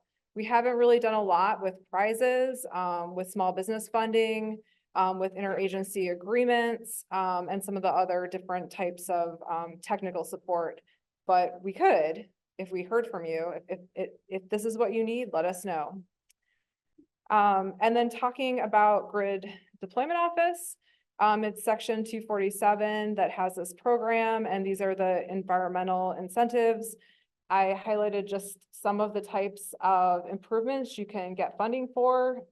I'm just going to read it. Adding or improving safe and effective fish passage, including new or upgraded turbine technology, fish lyres, fishways, and all other associated technology, equipment, or other fish passage technology to a qualified hydroelectric facility. It's based off criteria. They have a rubric associated with that and how you get points. And I would say, if you haven't looked at this, please do. This is a way where you can get money to build the thing that you need. So if you know what you need, this is the place to go. If you don't know what the solution is, maybe coming to WPTO and helping us figure out that solution through R&D is the method. And just some best practices for applicants. I spoke a little bit about that fish passage portal. I think it's always really helpful to look at how your interests align to different agencies, to their mission, what are the goals of the funding, partnering, who else is working in the space, how can we work together. Answering these questions before you even start writing your application can help you create a better proposal. Looking at criteria, I talked a little bit about that rubric that the Grid Deployment Office uses. We publish all of the criteria for all of our funding opportunities. I don't think I've ever been asked to review one that didn't. So making sure that you're addressing all the things that people ask for and speaking to them directly and simply. Thinking about the types of reviewers, we have anyone from, industry innovators to true technology experts to people that are doing special purposes reviews, and really thinking about how you're communicating the information so that everyone can understand what you're talking about. And then really getting into your proposal and making sure that you're including the right type of information to really explain your idea. A lot of times people say, check out our website. We can't do that. We can only evaluate what's on the paper. And be very clear in describing your plans. Don't say you're going to make a plan. Even if you don't know exactly what that plan is, do your best at describing it right there and then. We always look to people to identify risks, things we don't know, and being very forthcoming about it. That makes your proposal better. This is, for our proposals in WPTO, it's research, so we understand there's an unknown aspect to it. And be really clear about what we're going to get. If you're asking for $5 million, we want to know what we're going to see at the end of the day. We don't want to say, well, we don't want to think that we can't figure it out. It has to be very clear. And if you have questions, I would say engage early and often and make sure that you complete your application ahead of time. And with that, I don't have very much more to say. I'm happy to answer any specific questions. This is just an overview of, the types of funding that's available. There's much more than this. I'm happy to speak with anyone specifically about R&D at our labs, things we're working on, or the research challenges. So thank you. Okay, thank you. I think let's have a round of Q&A for everyone who just presented. So Steve, Abe, and Sterling, Alex, and Dana. Hi, my name is David Duquette, and thank you so much for such killer presentations. I personally learned 5 times as much as I had hoped to, and I think you're probably right. I think I might have been a salmon guy before, but I'm starting to lean. I just had a couple questions that I guess would be appropriate to Abe and Sterling. Abe, when you were talking about, I think you said a 21-inch runner spinning at 700, something like that. You showed an image, and I was thinking, if I'm doing it correctly in my head, that's about 40 miles an hour tip speed. I mean, that's still moving pretty well. And hearing you talk, it just occurred to me this morning. You guys were talking about measuring 72, 96 hours after the event to assess the health of a thing. I mean, it seems like blunt force trauma would be might be an issue. How long do you have to track these guys before you say they're definitely healthy enough to make it all the way out to the ocean? Yeah, thanks for the question. Sure. It is very high speeds, as you note, like standing there next to the turbine watching it operate is sometimes terrifying. And it's really important to do a thorough assessment because, like Alex was saying, to get to the point of tracking the eel all the way out to the ocean, that's a big effort. And so what we've done is just try to understand as well as we can when we have the eels in our holding tanks, basically, what their condition is. And so in the study we described, we did external assessments, we did behavioral assessments, and we did x-ray some of the eels in the study. So just looking for any type of like indication that they might have a lower fitness. There's still questions there. And the work that we're continuing to do is to continue to probe into like, how can we, in our controlled laboratory setting, like really look at the condition of the eels, like look at the any sort of internal assessment by x-ray or by necropsy to give us the best understanding, at least across like what we're able to control in our lab. Yeah. I would add to that, that in that test, we held the eels after passage for more than a week. And then we subjected all of the eels that had not been culled for x-ray to a repeat passage under the same conditions. That is not that's not described in the peer-reviewed article, but it was done, and 100% of those repeat passage eels survived, and then we kept them for another month. Sure. And without any Oh, that's loss. great. I mean, So that's absolutely great. that was basically just baby steps towards this ultimate goal of really truly being able to answer this question. Can eels survive multiple passages and be functional? And I guess a slight follow-on to that would be, and maybe this is proprietary info and no worries, but is there an efficiency hit to be taken? I mean, I understand that you're getting back some of the head loss that you might incur as a result of fine bar screen spacing, but you're running pretty big bluff surfaces through the water relatively quickly. I just wondered if there was an efficiency hit to the system. Generally, no. That's not a one-for-one trade-off that you have to make. But the asterisk is it's really easy to have a badly performing design with blunt blades. It's really easy. It's a hard thing to make a runner that's efficient, but the runner, the really big one that I showed, for example, is over 92% efficient. And the best designs that we've created are 94 to 95% efficient. So it's hard to generalize and say like all RHT style designs are going to be 92 to 94% efficient. That would be incorrect. But in many cases, it's very possible to create a design that is vastly safer for fish passage with the same shaft power output, which will then ultimately create the same electrical output with the existing generator in many cases. And at this point, we've looked at dozens of existing projects with quite a range of different operating conditions and form factors, because hydro is so diverse. Yeah. Norm Bishop, I have a question for Abe, and that has to do with your larger unit. Are you through commissioning on that unit now? No, the project is just beginning. Just beginning. Okay, there's some of us who would love to come out and look at it as you pull it together. Okay, the next question I have is to Alex. Alex, great presentation. We have advanced Coanda screens and that technology for high head turbines, Peltons, Francis, higher applications, higher velocity applications. We probably have more than 300 in service now in North America. Coandas are a very positive approach to exclusion. And I just think that as we're talking about the general opportunities that we have for exclusion, we should make sure that we include the Coanda screens in our work. Did you want a response to that? No. Okay.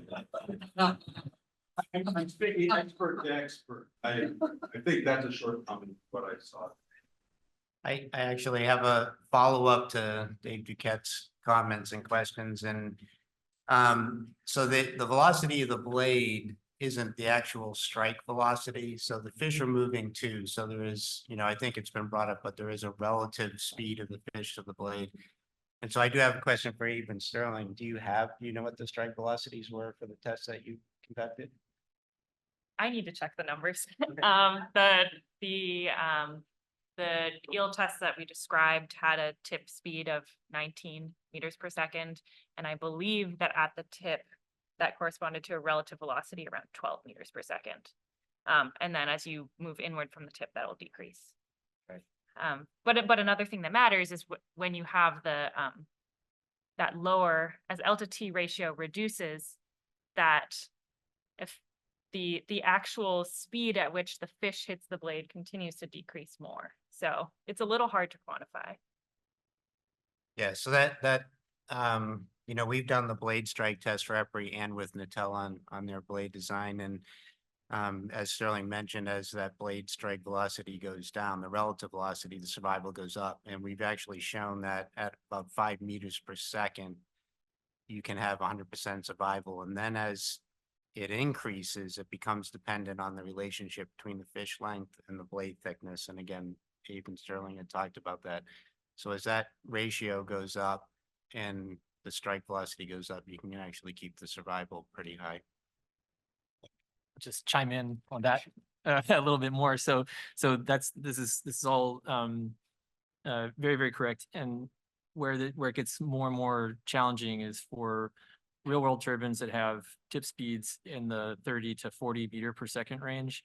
And then including swirl, the strike velocities are going to be approaching 20 meters per second, which is far in excess of the range where it's relatively straightforward to achieve high survival. So say 7 meters per second is near the limit, say 7 to 10 meters per second for low L to T, high strike survivability. And that's where it becomes really important to have the slant angle to help further reduce the trauma that those fish actually feel. I didn't get into this at all, but this is why using computational like CFD approaches for evaluating exactly what's going on and how simulated fish will interact with the blade is so important. It's because there are all these factors that determine what that actual like contact velocity is. And it can be hard to do without all that information. Okay, and one last comment, which is that this is a serious problem because actually the agencies are not going to be running computational fluid dynamics with fish particles, but the current desktop models simply do not predict the level of survival that we're already achieving with multiple species, with multiple life stages, different size ranges. And so there's a big disconnect between current state-of-the-art desktop model approaches and what we are repeatedly showing in quite a variety of turbine passage tests. And so there really does need to be a closing of the loop in terms of updating practical desktop modeling approaches to reflect the state of the art in turbine design. Abe, can I have 2 follow-up questions? First question is commercial opportunities and your 25 megawatt machine, that's a commercial opportunity. And many of us who are in the industry that are trying to figure out how to do turbine replacement work, either Kaplan's, pits, bulbs, the turbines that are in the lower head range, we need to have commercial based scenarios, because if we don't, it doesn't make sense for us as owners. So 2 things I have to ask is we need to have a consensus from the agencies on the acceptance of the technology. Because if we can't get consensus we can't get the money to do the modifications. First point. Second point is when we're talking about high-speed machines, where we're talking 1 or 2 pole generators, that takes away all the benefits of multiple pole generators and the slower speeds on the machine for system stability reasons. So I would like to suggest that maybe we look at the commercial zone a bit more. Okay, on the second question first, all of the projects that we're working on are using extremely conventional generators. So those are synchronous machines. They aren't like exceptionally low pole count or anything like that. So they're neither more advanced and able to provide more grid services, nor are they, you know, they're just normal hydro generators. And that's what dictates the shaft speed. On the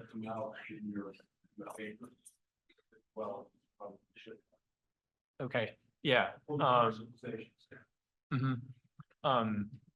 As far as your first point, that is the Maybe we could have one of our agency folks answer yeah. the first, Okay.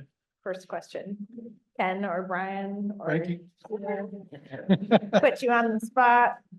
So for my first question is, as an agency person, how do you define consensus?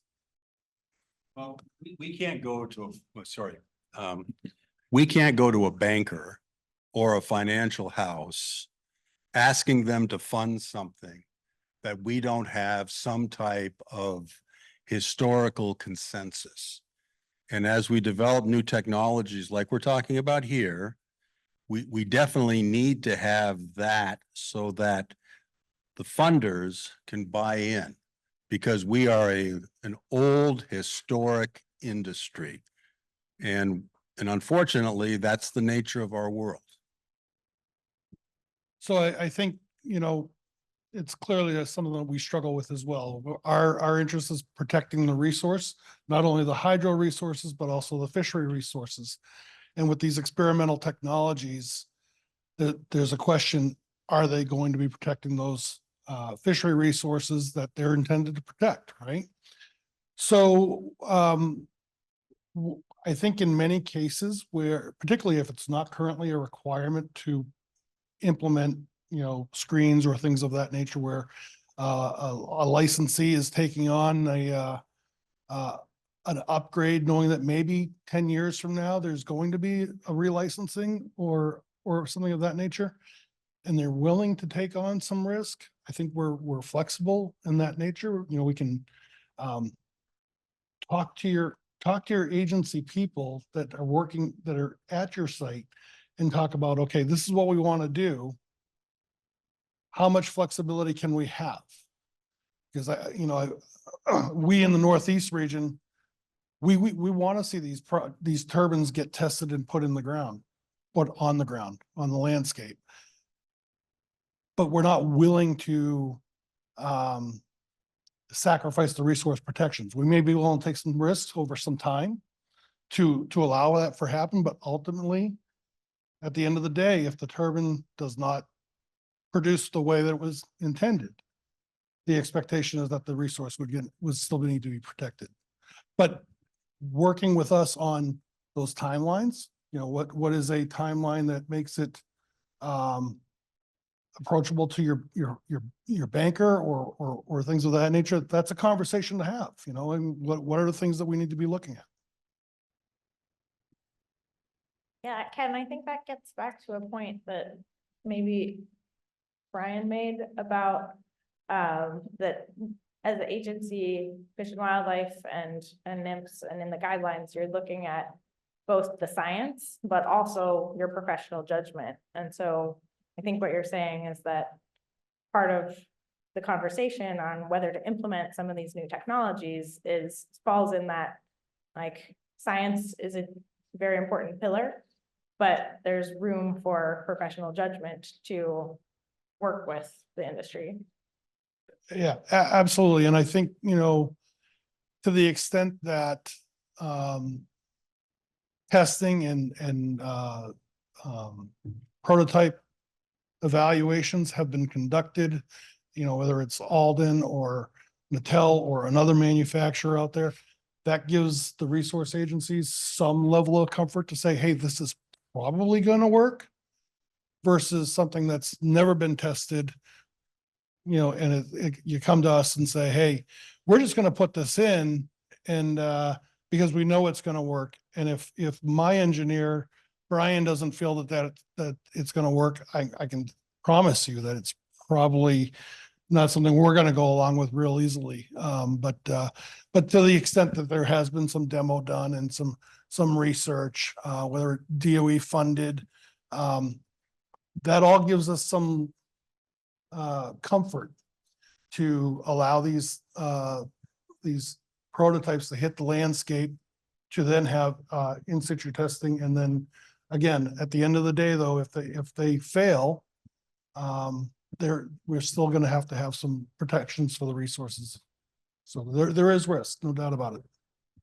Okay. So to move into some quick discussion, I'm going to go ahead and advance this. So just a few quick polls kind of to gauge your temperature after all of this, all of the presentations today. How optimistic are you feeling about the potential for eels and hydropower to coexist? Is 10 optimistic? So it's a sliding scale, and you can say, or you can just shout out and say like very optimistic, not very optimistic. And for those of you that weren't here for the beginning this morning, you can either go to menti.com and type in 3820516, or you can scan here with your QR code. Give another minute. And then still scanning. So people, at least whoever's still in the room and participating in this poll are feeling pretty optimistic, which is cool. That's great. I'm personally very optimistic. Okay. Anyone still submitting their response here? Okay, and then I actually just want to skip ahead to a broader question that you don't have to answer this on your phone. It would actually be great if you just turn to your neighbor, and we wanted to get from the audience perspective, after you've heard all of these challenges and potential solutions, what are the things that are still in your mind that might not have been surfaced, or like Norm was calling out the need for some sort of consensus on what technology is acceptable to resource agencies? Are there other things like the technology status, the process, the cost that you think are challenges that still exist that you're experiencing? Or are there solutions that we didn't talk about today that you'd like to share? So I would say talk to your neighbor for 5 minutes, and then we'll share back with the group.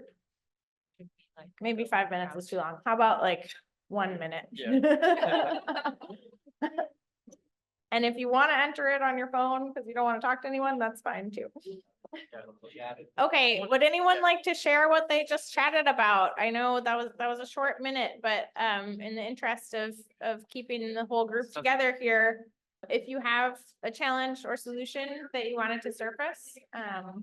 I'm curious for the agency folks in the room. Given what was presented around the current path, which is screening, where there's demonstrated evidence about the efficacy of that screening, particularly for eel. Like, what are the agency's reactions to what we're asking owners to do with the screening is quite expensive, particularly for the very large plants where we're generating the most amount of energy. Like these are you know, the challenge to actually deliver what is currently the proposed solution from the agencies for the majority of the megawatts of the hydro that we're talking about that's exposed for eel.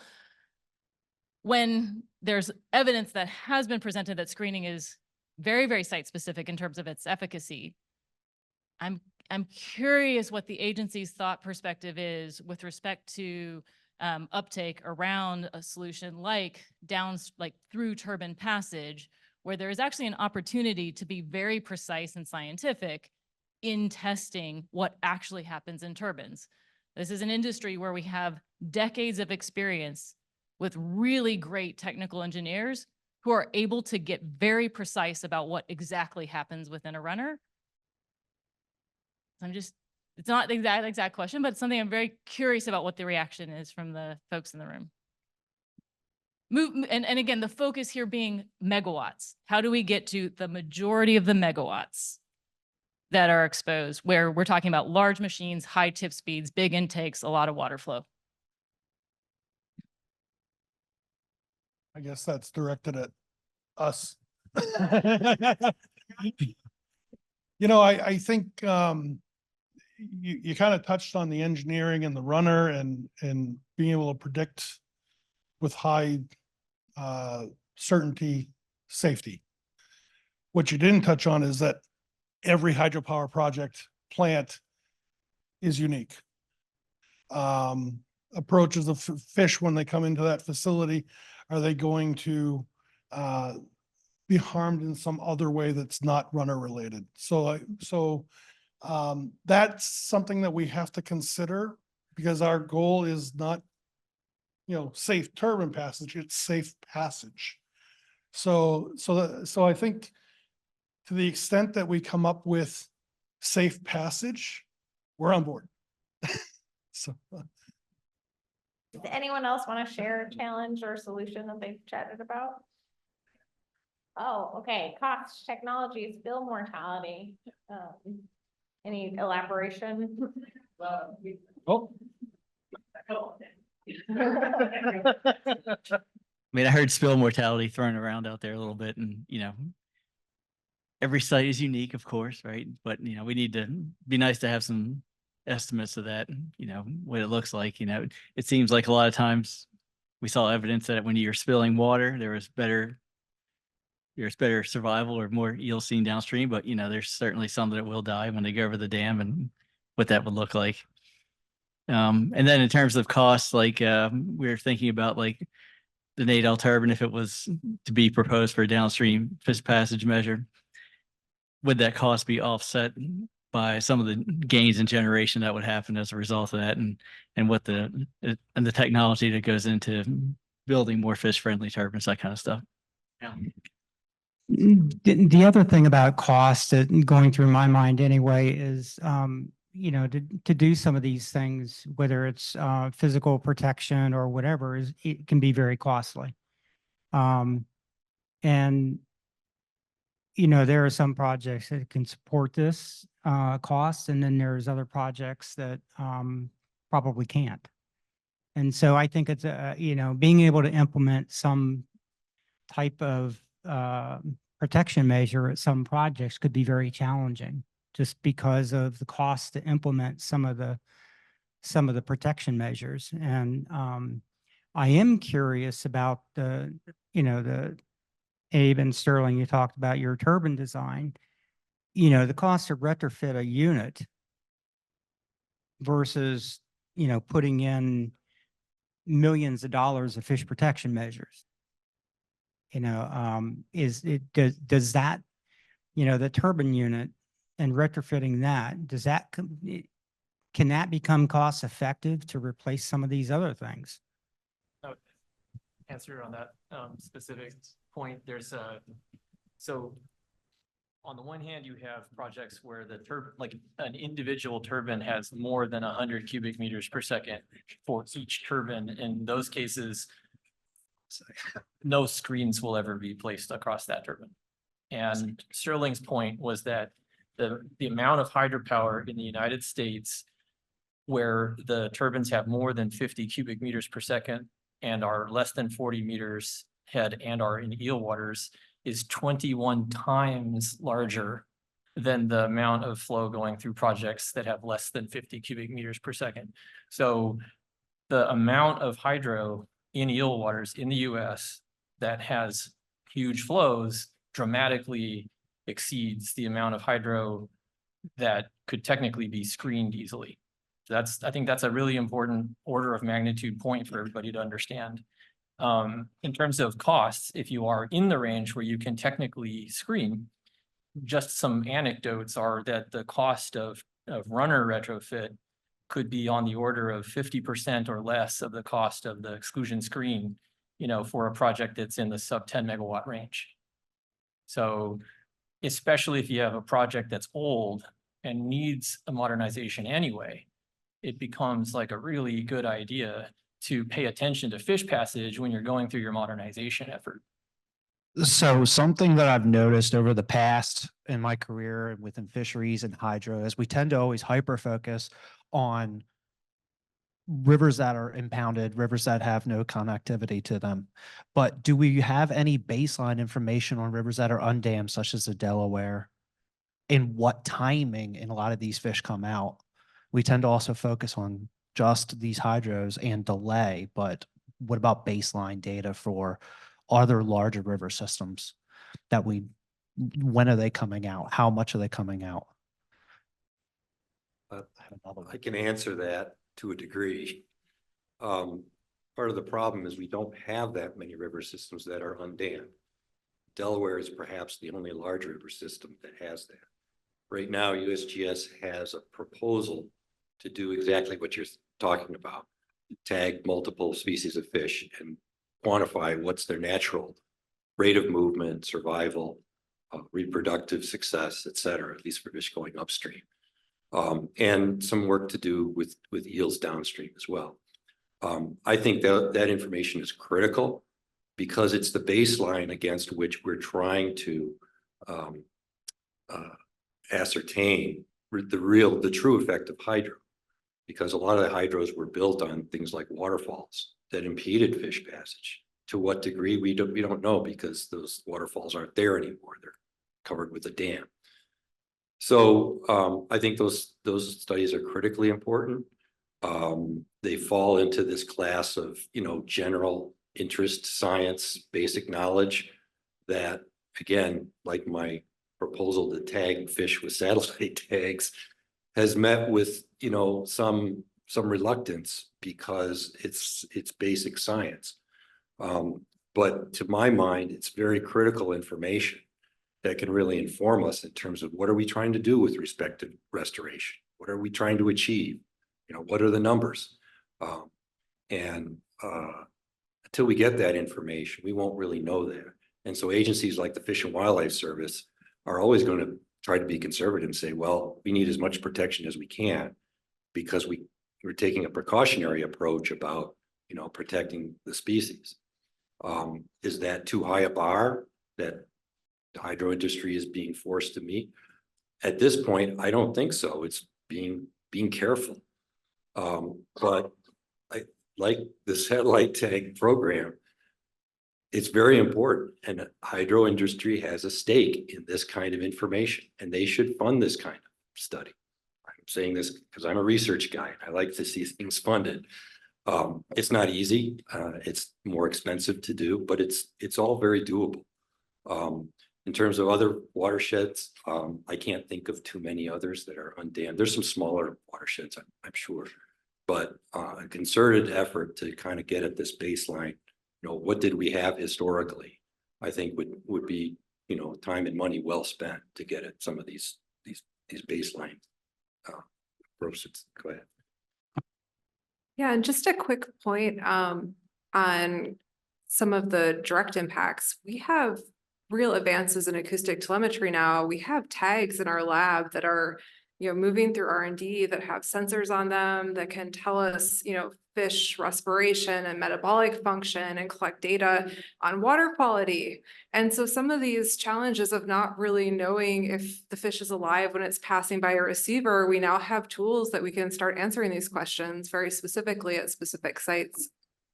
I mean, you have a very good point there. I was actually quite surprised that during this entire workshop, no one has mentioned a system such as like the VPS system. And I don't work for Vemco, but that gives integral data to exact locations based off the triangulation of those particular receivers and where they're placed within a forebay. and we can implement different turbine scenarios and figure out what could be useful to safe, successful passage. But I was actually a little bit surprised. I know radio telemetry, we can focus on radio telemetry, but the amount of detail in the data we don't get. And one more question I would have, I apologize, I'm not trying to steal the mic from anybody, but a lot of the examples given today were from relatively small hydro. Turner's Falls, Holyoke, these are relatively smaller hydros. Do we have sufficient data? I know Normando has excellent data on downstream turbine tag studies on some of the big hydro plants, such as Fessenheim and Otterheim, I believe, from France. But what else do we have from East Coast to United States as far as big turbine examples? Well, Sheila's not here anymore, but she could tell you that there's been a lot of interest on the Susquehanna. Does that qualify as big? What's the biggest granite on the East Coast? Okay, all right, let's say that's big. So there's one. It's ongoing now, and it'll be a while before her study is completed, another year or two. I think that'll be informative. There's some work going on up in Canada, I think on the St. Johns River. What's the dam? I can't remember the name. Mactaquac. Very large dam, supplies 40% of the electricity for New Brunswick. That's significant. They're undergoing a real severe retrofitting, let's say. And there's lots of studies planned for that once they complete that. So the answer to the question is, we don't have a lot of data from real large systems, but we're going to get some.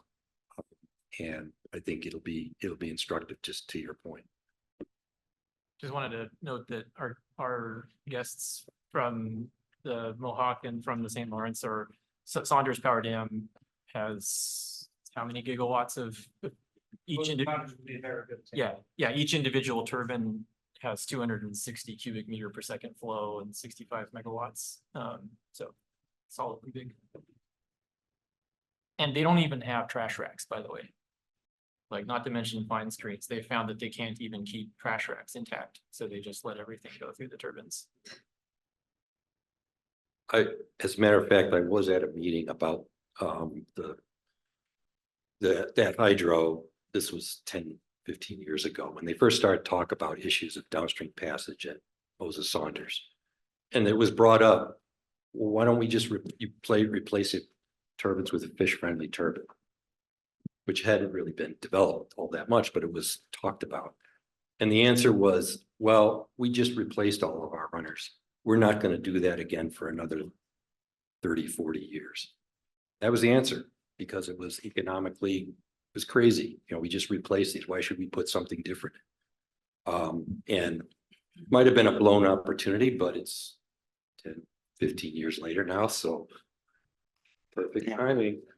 Well, it's happening on the Canadian side now. So yeah, Courtney, did you want to comment on that? Yeah, I was gonna add, I think it's the last separate for stationary sleepers. That are set up from all the way from Lake Ontario, well, throughout the Great Lakes to the ocean. And so if you wanted to do that kind of study at this point, the capacity is there with the receivers, and it would just be a matter of purchasing the tags and tagging the fish. And then that you could rely on that network to pick them up all the way to the ocean. And so it's okay.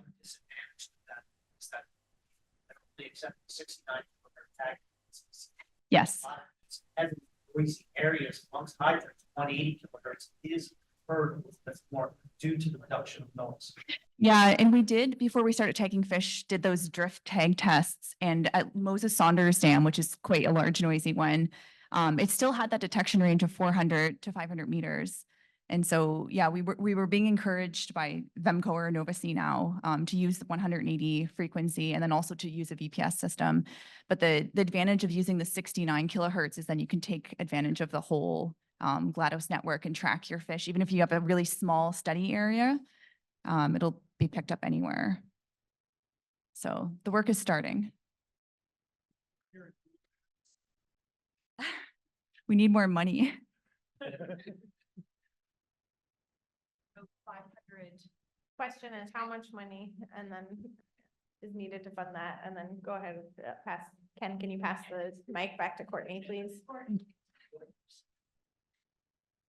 I mean, this is a hard question, but it'd be a matter of just tagging enough eels that you're confident in the conclusions that you draw from that. So I don't have a good idea of that because we're working on a smaller scale here, but yeah, it's just like I guess it's just that the network exists. So if the money could just be poured into tags to tag as many fish as possible at $500 a fish, if that could scale up into the thousands of fish, then yeah, that's a complicated question. Okay, maybe last question or comment here, and then we should hopefully all be able to continue this conversation at happy hour at the Dovetail if you are available. Alex, much of the conversation today was about things that are going on mid-Atlantic and the Northeast. You talked about some of the ongoing and planned work that's going to be done. I'm curious, do you know of anything planned or ongoing that goes to the southern part of the range for eels? I think the answer is very little. I've been contacted by some folks in Texas and on the Mississippi River, some of the Gulf states about, I got a whole bunch of eels piling up below my dam, little guys. How do I get them up and over? And my answer is, well, you build an eel pass. And I've been showing them how to do that and giving them the proper information, and they've been making an effort. And some of them have been successful and some haven't. It's usually how it goes. But I don't think any of their focus has been on downstream passage at this point. I think it's a different region. I think Ken could maybe speak more to, how Fish and Wildlife Service, views that region, or, that region of Fish and Wildlife Service views their eel passage problems. It might be quite different from ours, but it's not as, I think, as high a priority. Yeah, I mean, excuse me. The only reason I was asking is that I do know that from a biology perspective, I do most of my work, although I work on projects all up and down, including Maine, and I've worked on projects in Massachusetts, and but a lot of the work I do now is in the southern states, south of, say, Virginia. And we do get eel questions quite often, eel studies coming from agencies. But there's not really a lot of work going on, it didn't seem like. And I know the biology for the eels, we talked about this earlier in terms of migration timing, downstream movement. I mean, it's different in the southern part of the range than it is as you go north. And so that was the genesis of my question. I was just curious because I haven't heard of much, and I was kind of hoping that maybe somebody else knew something I didn't. That more could be done. But if you looked at Sheila's range map, New Mexico also has an eel passage problem. They go up that far, or did long ago. But yeah, I think it's a different culture. Agencies, I think, will have to drive it, whether it's Fish and Wildlife Service or NIMS or whatever. But I can imagine in the next 5 to 10 years it will be as high profile as it is in the Northeast, just because it's yet another issue that's not being addressed. And Alan, part of what you might be seeing is simply staffing. In the Northeast region of Fish and Wildlife Service, we have approximately 7 staff working on all hydropower licensings from Maine to West Virginia. In the Southeast, it's 1. There's a handful, but that's not their primary job. Yeah. That's the problem. Fish and Wildlife Service in the Southeast. So many conflicting priorities. And so. I think they heard you. A lot of what?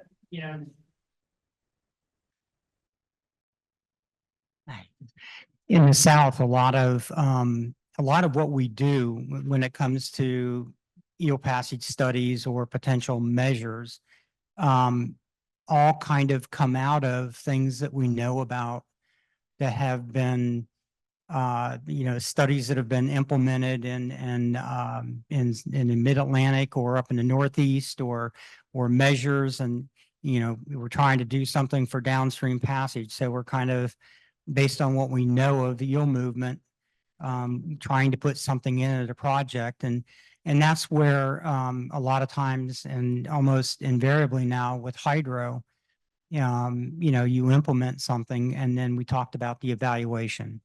Very rarely do you not see evaluation as part of something anymore. Just because no matter whether you model it or not, invariably from one year to the next, something could be different. And so you're always tweaking things. And so.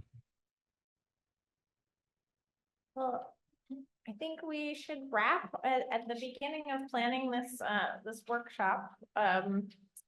Brian and Ken and Sheila said, we probably want to do 8 hours. And we were like, that's a really long time. But I think that it's clear that we've gone almost 45 minutes over, that there's so much interest in this topic, and it's a really important topic to continue to have dialogue about. So thank you all for being here today. Thank you to the panelists for putting together some really fascinating presentations and traveling everyone from afar to be here. And we will be drafting up a summary of the workshop that we'll plan to publish through NHA. And then we've also recorded the presentations and slides. So we'll share those out with everyone who was in attendance today.